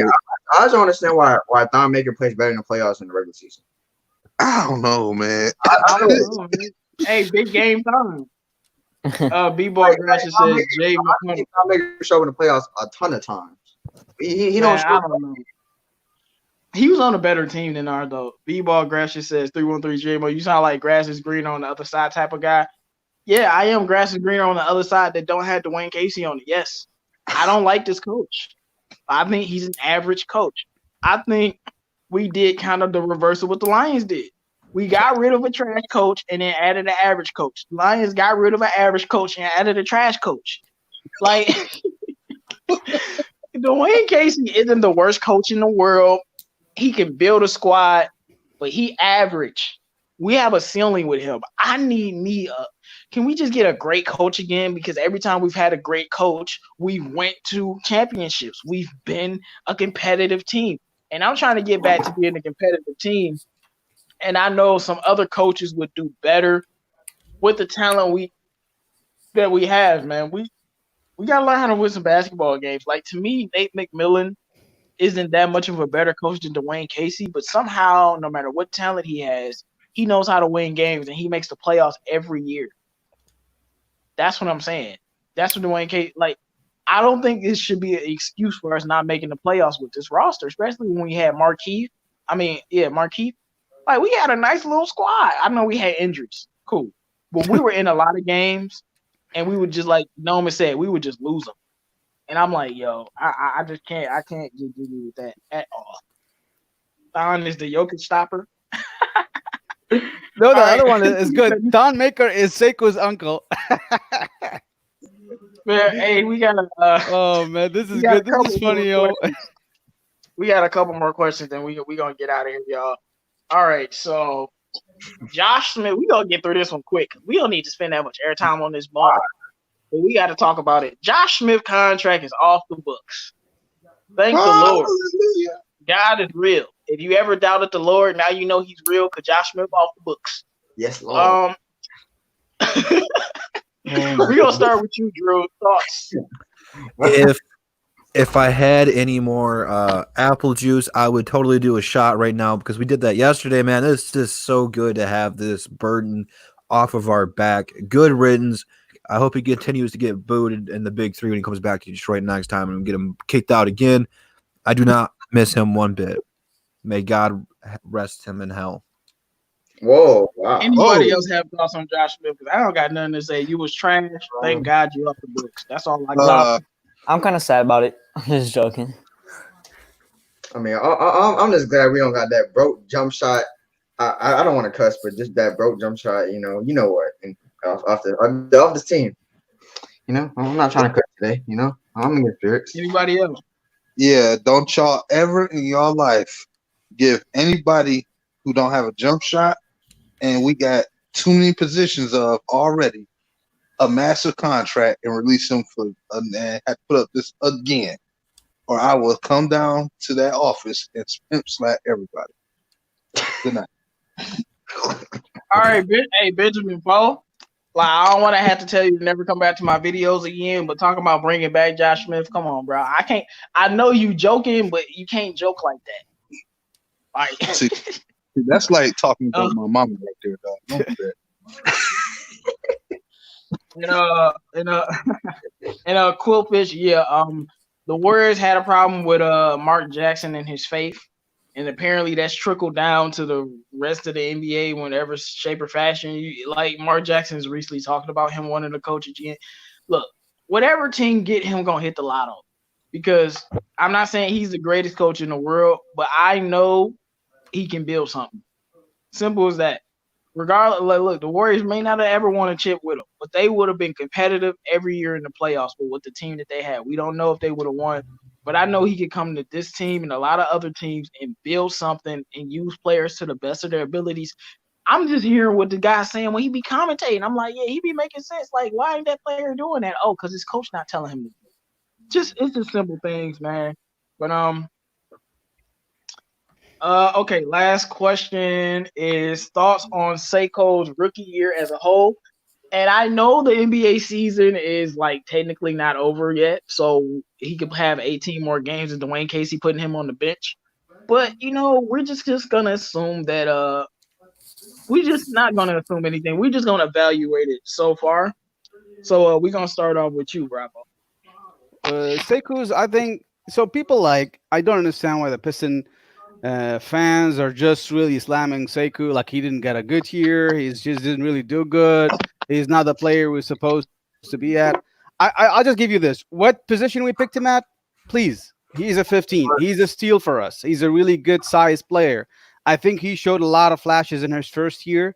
And I think when he went back to the G League for one game, he just destroyed the G League in that game. I think he's got a lot of potentials. And I think I do trust Sekou. He went through a lot this year himself, just as a player, not just because he's new to the States. He's struggling with his family, I heard, in France. And it's just not easy for him, not easy transition at all. The NBA is put a lot of burden on your body compared to the Europe League. And he was already playing in Europe, then he immediately jumped to the NBA. So I think I could see the flaws that he went through, but overall, I'm really, really happy with Sekou as a start his career. And I think he will do a lot better in the next few years. There's a lot of positions he can improve in already, a lot of game he can improve in next year, I think. And I do believe he just needs more confidence and more playing time. And I think we need to just be patient with this guy. Patient 2 to 3 years at least before we really completely judge him. Don't really just slam him like he's a Stanley Johnson already. I mean, I don't understand why the Piston fans are just really doing this already. Yeah, I got it.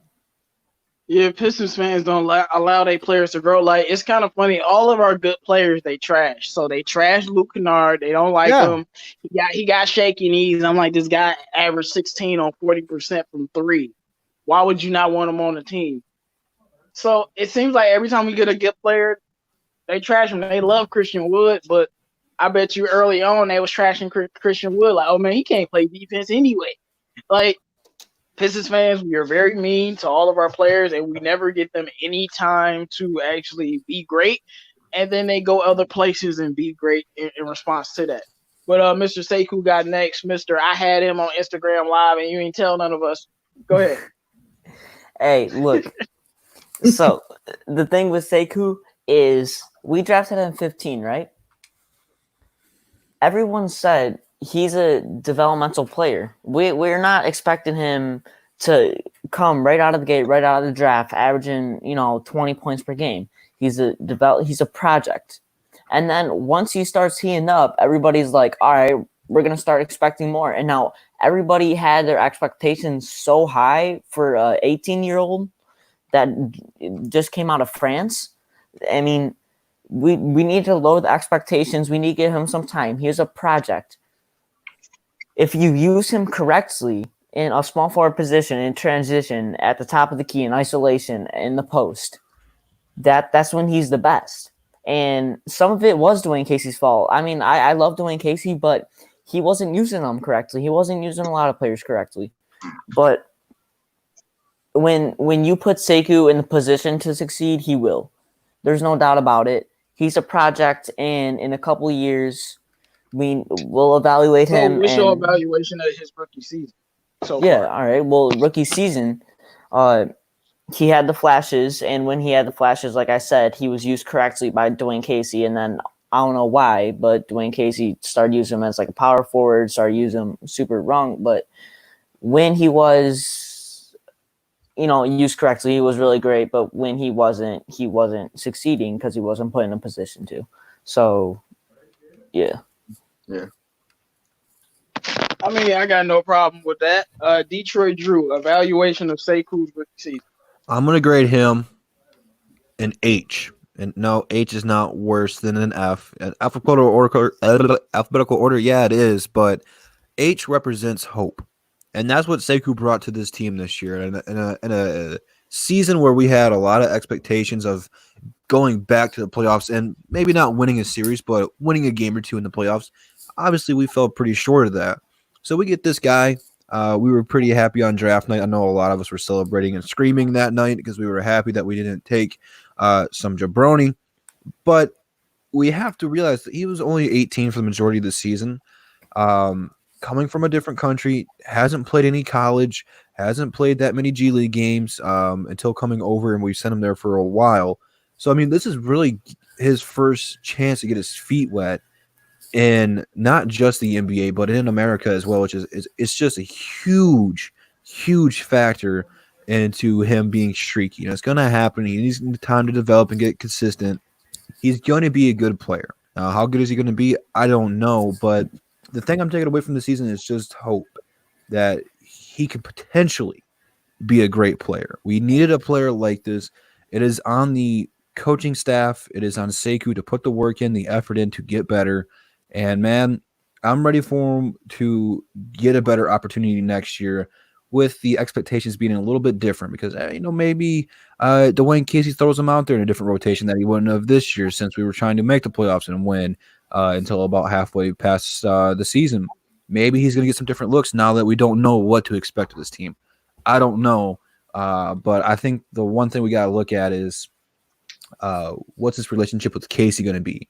Is it going to be a good one? Is it going to be an up and down one? It's just something we got to keep our eye on. But, overall, I like what I've seen from the kid.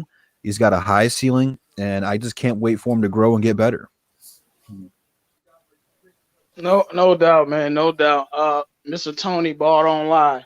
What's your evaluation of Sekou's rookie season?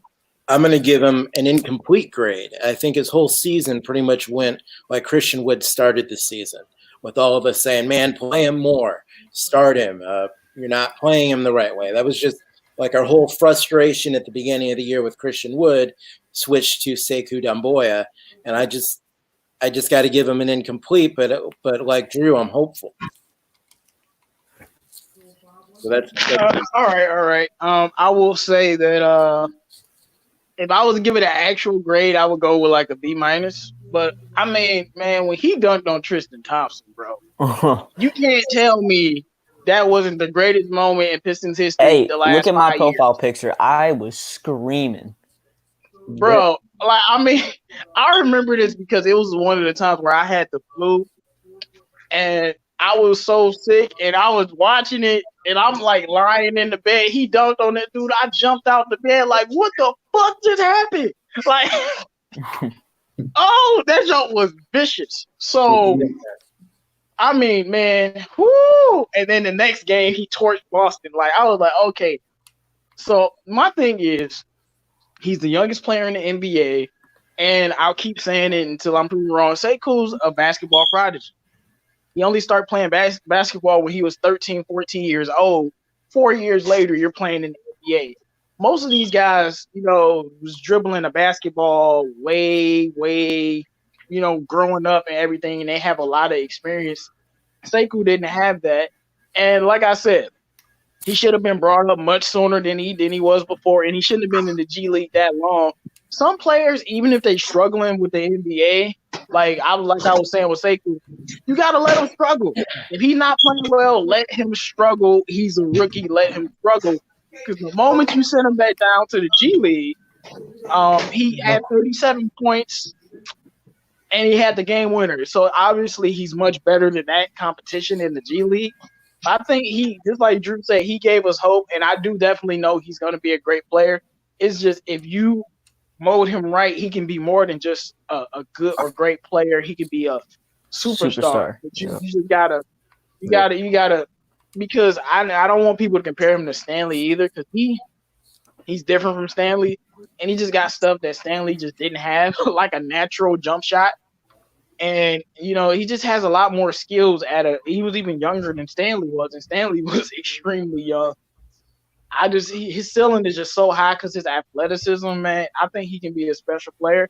And we got glimpses, but Dwayne Casey has to play this man the right way, or we will find a new coach to do your job for you. But all right, Nomis, what do you think about Sekou? What's your evaluation?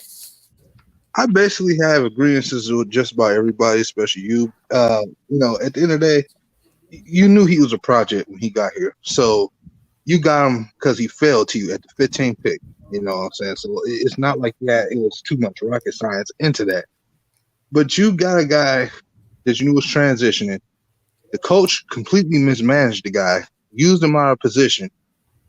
And when I look at those games that he had flashes on, the guy came in his first official regular season snaps had to cover guys like Kawhi Leonard, the NBA Finals MVP, Paul George probably at times as well. Then you go put him on LeBron James and then Draymond Green. You put him on big names, and the guy actually responded pretty well. And my thing is, he already showed flashes that he could really do it. So imagine getting him coached up properly, let's say 2 years from now. Like, let's say he matches in the timeline of will probably consider his protege, Pascal or even Giannis. You realize what you got. I think you have to be patient with him. You just gotta be literally patient, and it will help if you, like I said in the past, we had a point guard. But if I had to give him a judge, I give him for what he did on his own. I give him a solid B minus. But as far as everything that he has to handle, I feel like it's kind of hard to grade him though, because like the situation, he coming from a whole nother country, and then he has to get adjusted. That's rough already in itself. And the way that he responded to that, I really want to give him A, just how he's managed to respond to that stuff. That's mentally hard for a young 18-year-old player that just started playing the game for like 4 or 5 years ago. So to me, it's like I see nothing but positives. Only negatives came from the way he was mismanaged. Yeah. So that's what I'm at. Yeah, and see, that's when I was telling you guys when we were, I won't say arguing, but we were having heated debates about what was going on with Sekou when he was in his slump. And I kept telling you, I don't see anything different. All I see is a person who's lost his confidence. It's not like he's like, I didn't see him go in transition and miss an easy layup and then miss an easy putback like 3 weeks prior. So something happened, and we know what happened. Dwayne Casey happened. He destroyed that boy confidence as soon as he built it up. And you can see he just wasn't the same guy. Went down to the G League, got used right, and was able to have fun again. But I think Michael Zinarski or whatever your name is. Panel question: can you tell that Sekou stats and Giannis and Pascal rookie stats are the same? I think Giannis averaged 8 points. Sekou is like 7. Yes. But Giannis and Pascal Siakam are his comps, and I agree with all of those comps. We know he's not athletic as Giannis. Come on. But I think his athleticism I think he's more athletic than Pascal, though. But that's just an opinion.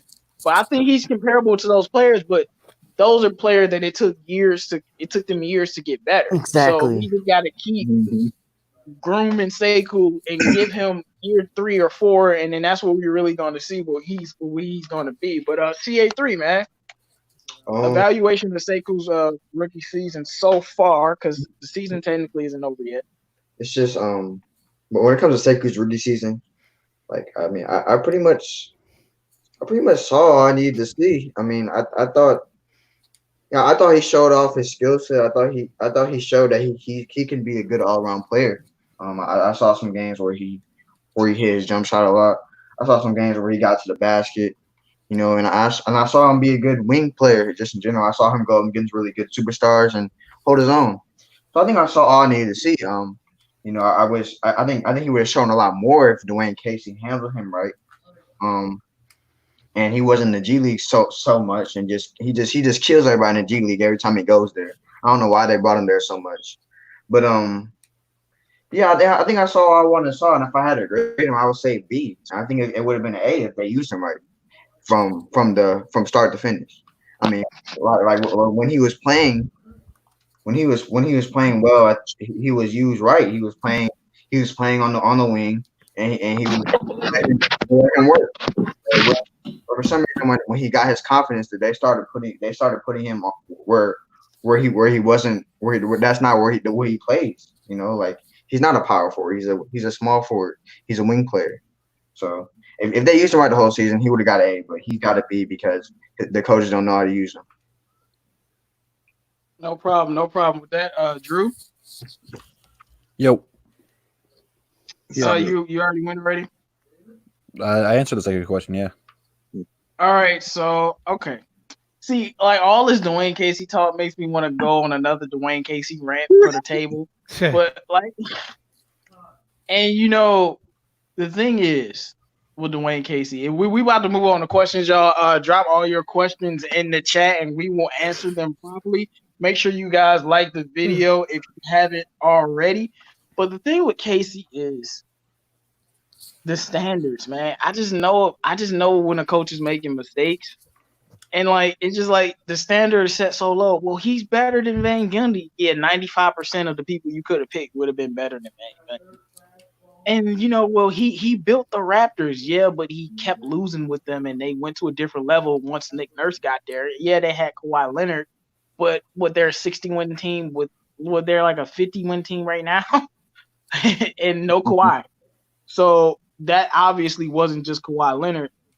It's just he's an average coach, and I think Pistons fans might think he's a little bit better than that.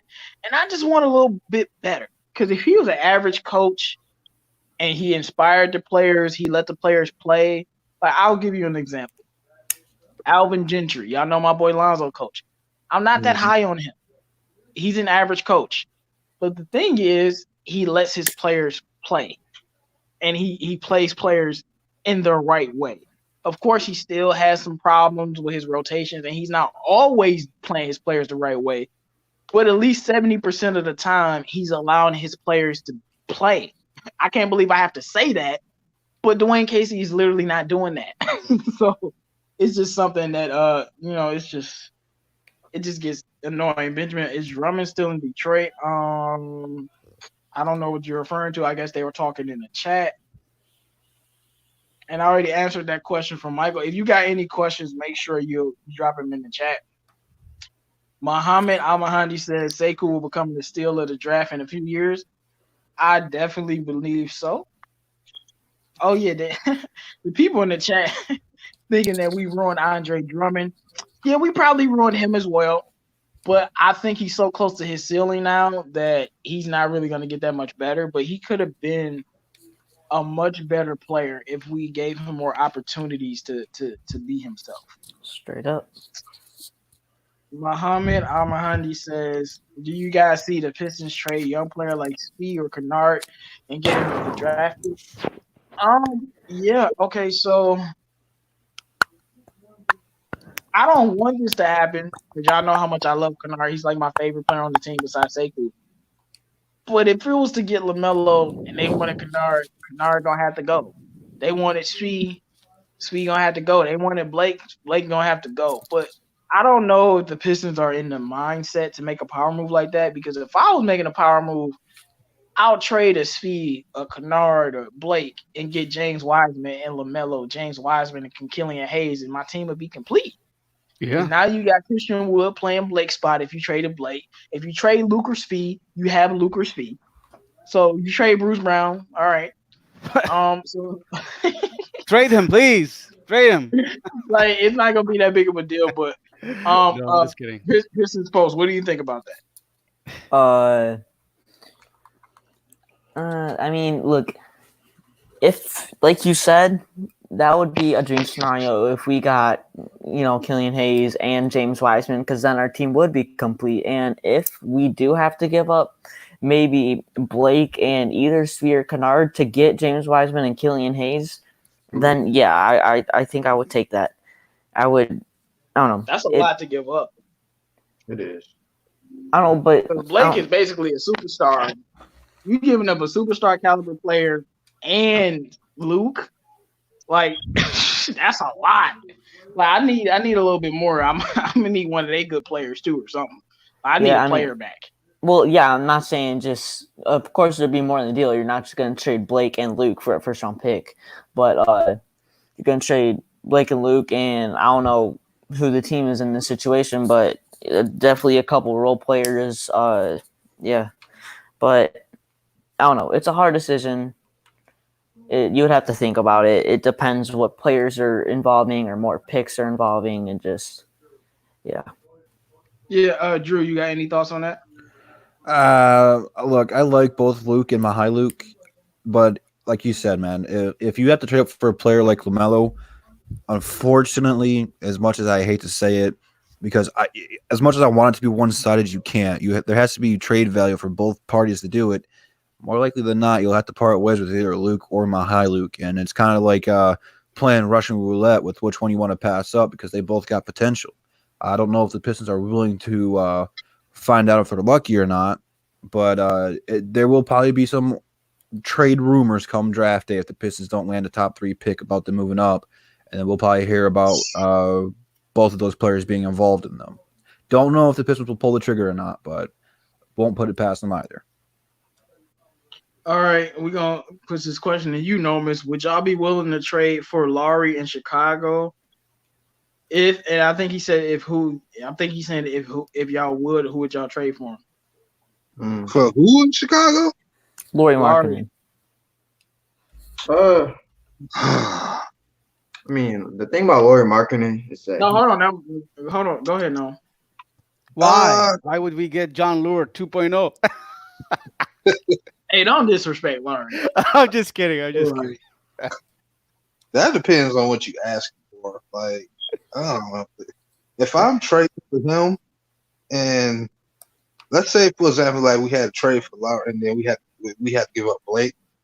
If I'm making that swap, then I want your guys' first round pick or something, or some kind of. I don't know if I'm interested in making a move off the rip. Like, to me, our focus is on trying to get access to get a point guard. I'm not sure if I'd be that interested in that trade unless it's for some specific reason why we're trading, because I don't see what we would be giving up to get him. All right, go ahead, Carl. I mean, my thing about Laurie Markkinen is that he's a good player, but I just don't like the drop off he had this year, like compared to last year. Like he had a huge drop off, like his 3-point percentage really? drop. What's the stats? He only averaged 14 this year, man, and he only shot 34% from 3 this year, man.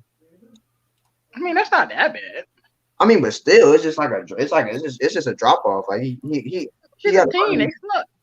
I mean, yeah, I think it's really just his coach too. His coach is horrible. He might have one of the worst coaches in the league. That's true. I mean, I'm not gonna do it because we have power forwards, but I mean, it's an interesting question. Make sure you guys drop your questions in the chat so we can answer them.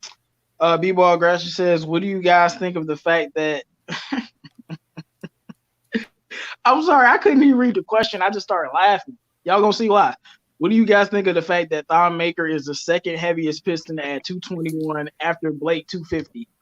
I'll believe it when you show me Thon Maker on a scale weighing 221. Yeah, straight up. Also, he's not bigger than Sekou. Sekou weighs about like 235.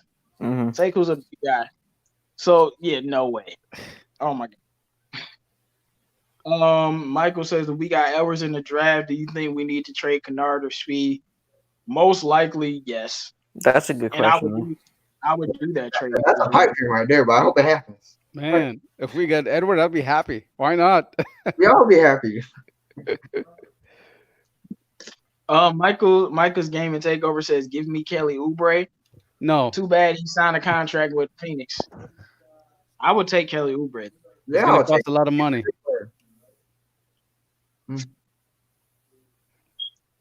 Oh, Benjamin Fo says it was rumors we might go after Laurie. That's why I asked. I hope not. Like, why? Yeah. If you're going after Laurie, then you're not re-signing Christian Wood. Yeah, I don't. Yeah. I think Christian Wood has more potential than Lowry at this point. 100%. Yeah. I don't know about that, but okay. I don't know, man. Man, Laurie just had a bad year. Y'all gotta stop ragging on people just for having a down year. Chill out. That dude is nice. I didn't say he wasn't nice. Like when you said he had a down year, I thought you was gonna tell me he averaged like 12. Like he averaged 14. Like he was averaging like 18, 19. That's not that much of a drop. Nah, look, me and CA3 aren't saying he's a bad player. We're just saying in our opinions, we think Christian Wood can. I mean, I think Christian Wood do a little bit. Yeah, and I'm saying I don't agree with that. I think Christian Wood is better. I think Larry Marketing, you bring him here, it'll be the John Lure 2.0. No. That's a strain, bro. Dude, Dan Gundy killed us last time. Don't want to kill us again with Larry Marketing. No, the way Pistons use people, though, that he could be Lure 2.0. No, man. We went from making that paycheck and sitting behind with that suit behind. Oh my goodness, y'all funny. If y'all got any more questions, drop them in the chat. If not, we're gonna do final thoughts. So we're gonna start with you, Pistons folks. As always, Sekou Doumbouya 2026 MVP. I'm starting a YouTube channel. I'm getting all my stuff shipped right now, so that's taking a minute. But yeah, my Twitter is Sekou Got Next. It was a great show today. Yeah, awesome show. And go Pistons. Glad to have you on as always, man. Mr. CA3 Sports Talk. Final words. Well, it was nice being here. It was nice to have a heated discussion with you guys, especially about the positions and stuff. And it was nice to talk about my Pistons as well. It's quarantine and it's tough out here. You're happy to find some entertainment sometimes. So it was nice to talk about stuff. And you guys need to be safe and stay in your house and don't be protesting outside and get sick. Right. That's very makes no sense. Protesting, man. I ain't even get into it. Like that was so dumb. Tony, man, final words for the show today, man. It was glad to have one of the subscribers on. Well, I just want to say I had a great time here. One of the topics I'd like to talk about in the future is Derrick Rose and what his value is to the Pistons. Stefanski indicated a couple weeks ago that he would be willing to trade possibly Derrick Rose if we got something back that he thought was worthwhile. And I think that might be something that we could dangle around for maybe a young player who could play the center position like J-Mo was talking about. But I have a new YouTube channel, Ball Don't Lie Worldwide. Some of you might remember me from a long time ago, back in the days of the 438s. I used to be on the pro wrestling hotlines here in the Detroit area on those lines. So I don't know if anybody is old enough in the comments to remember the 438. I mean, I don't know. It varies the age range. It might be a few guys in there. But all right, Bravo. Final thoughts, man. Good show. I like it. We spiced it up a little bit more today. Talked about best top fives, and then we talked about the draft. I think we can do something similar next week. We talk about another prospect or two, maybe. I think since if we do this every week, we'll cover like the top 10. That will be, or top 12. Will be nice to cover one of the possible candidates for the Pistons. So good show overall. Thanks you guys for coming in here, and talk to you guys next week. All right, no doubt. We definitely will look at any prospect that could land on the team, but I guarantee you it will never be Danny Avdija. I don't care. No. All right. Actually, I think one of the topics we could consider in the future would the Pistons consider trading down and then pick up another pick. We could talk about different topics next week, hopefully. Yeah, definitely. Numbers, man. Final thoughts with everybody in the chat, man. Ooh, 2 hours and 18 minutes, man. It seems like time is gone. But look, it was a great show tonight. Thank God I didn't look like the suckiest one tonight. So that's always something. But anyway, yeah, man, I think Pistons have to get some stuff right, man. They got a lot of work to do. Starts with coaching. That's the big contributor. That's how the Pistons always usually win championships. It's through coaching, not just a great talent on the team. I want everybody to remember that. Other thing is, everybody, I want y'all to stay safe out there.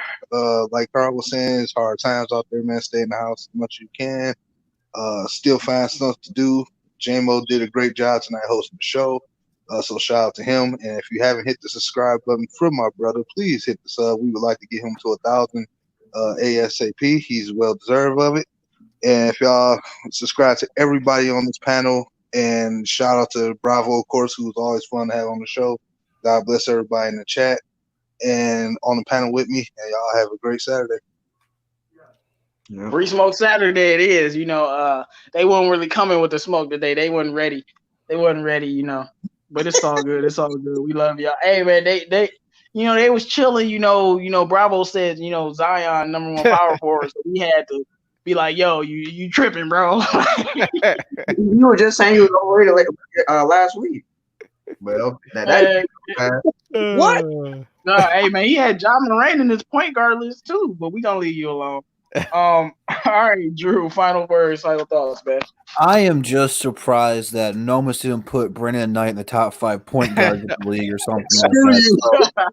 So no, hey man, you did good today. I'm proud of you, buddy. You're getting better. But for as a show, good show, man. J-Mo and I alternate channels every other week. I don't have to work any more Saturdays this month, knock on wood. So for the remainder of this month, we'll be going live 1 p.m. So stay tuned for all that. You're going to want to subscribe to all the DSA members. There are links in the description. Go check out the DSA website, man. It is super, super, super, super dope. And Jim put a lot of time and effort into it. So please check that out, man. But that's the bottom line because Detroit Drew said so, man. Let's get it for next week. I'm ready. Hey, man, that's what I'm talking about. It is Free Smoke Saturday. I love you guys. I love doing the show every week. Shout out to all of the people in the chat that came by. Make sure you like the video on your way out. Shout out to all the new subscribers. Shout out to Tony for coming on and joining us, and Sekou got next for joining us. Make sure you guys check out the website because it's going to post all of the new videos that we have, and it's going to have the schedule for all of the new shows that we do. And for the final word, I'll say this. Dwayne Casey, get your act together. Stop playing favorites. And Pistons, if you trade up to the 4th overall pick for Tyrese Halliburton, I will burn down Little Caesars Arena. Now, Yeah.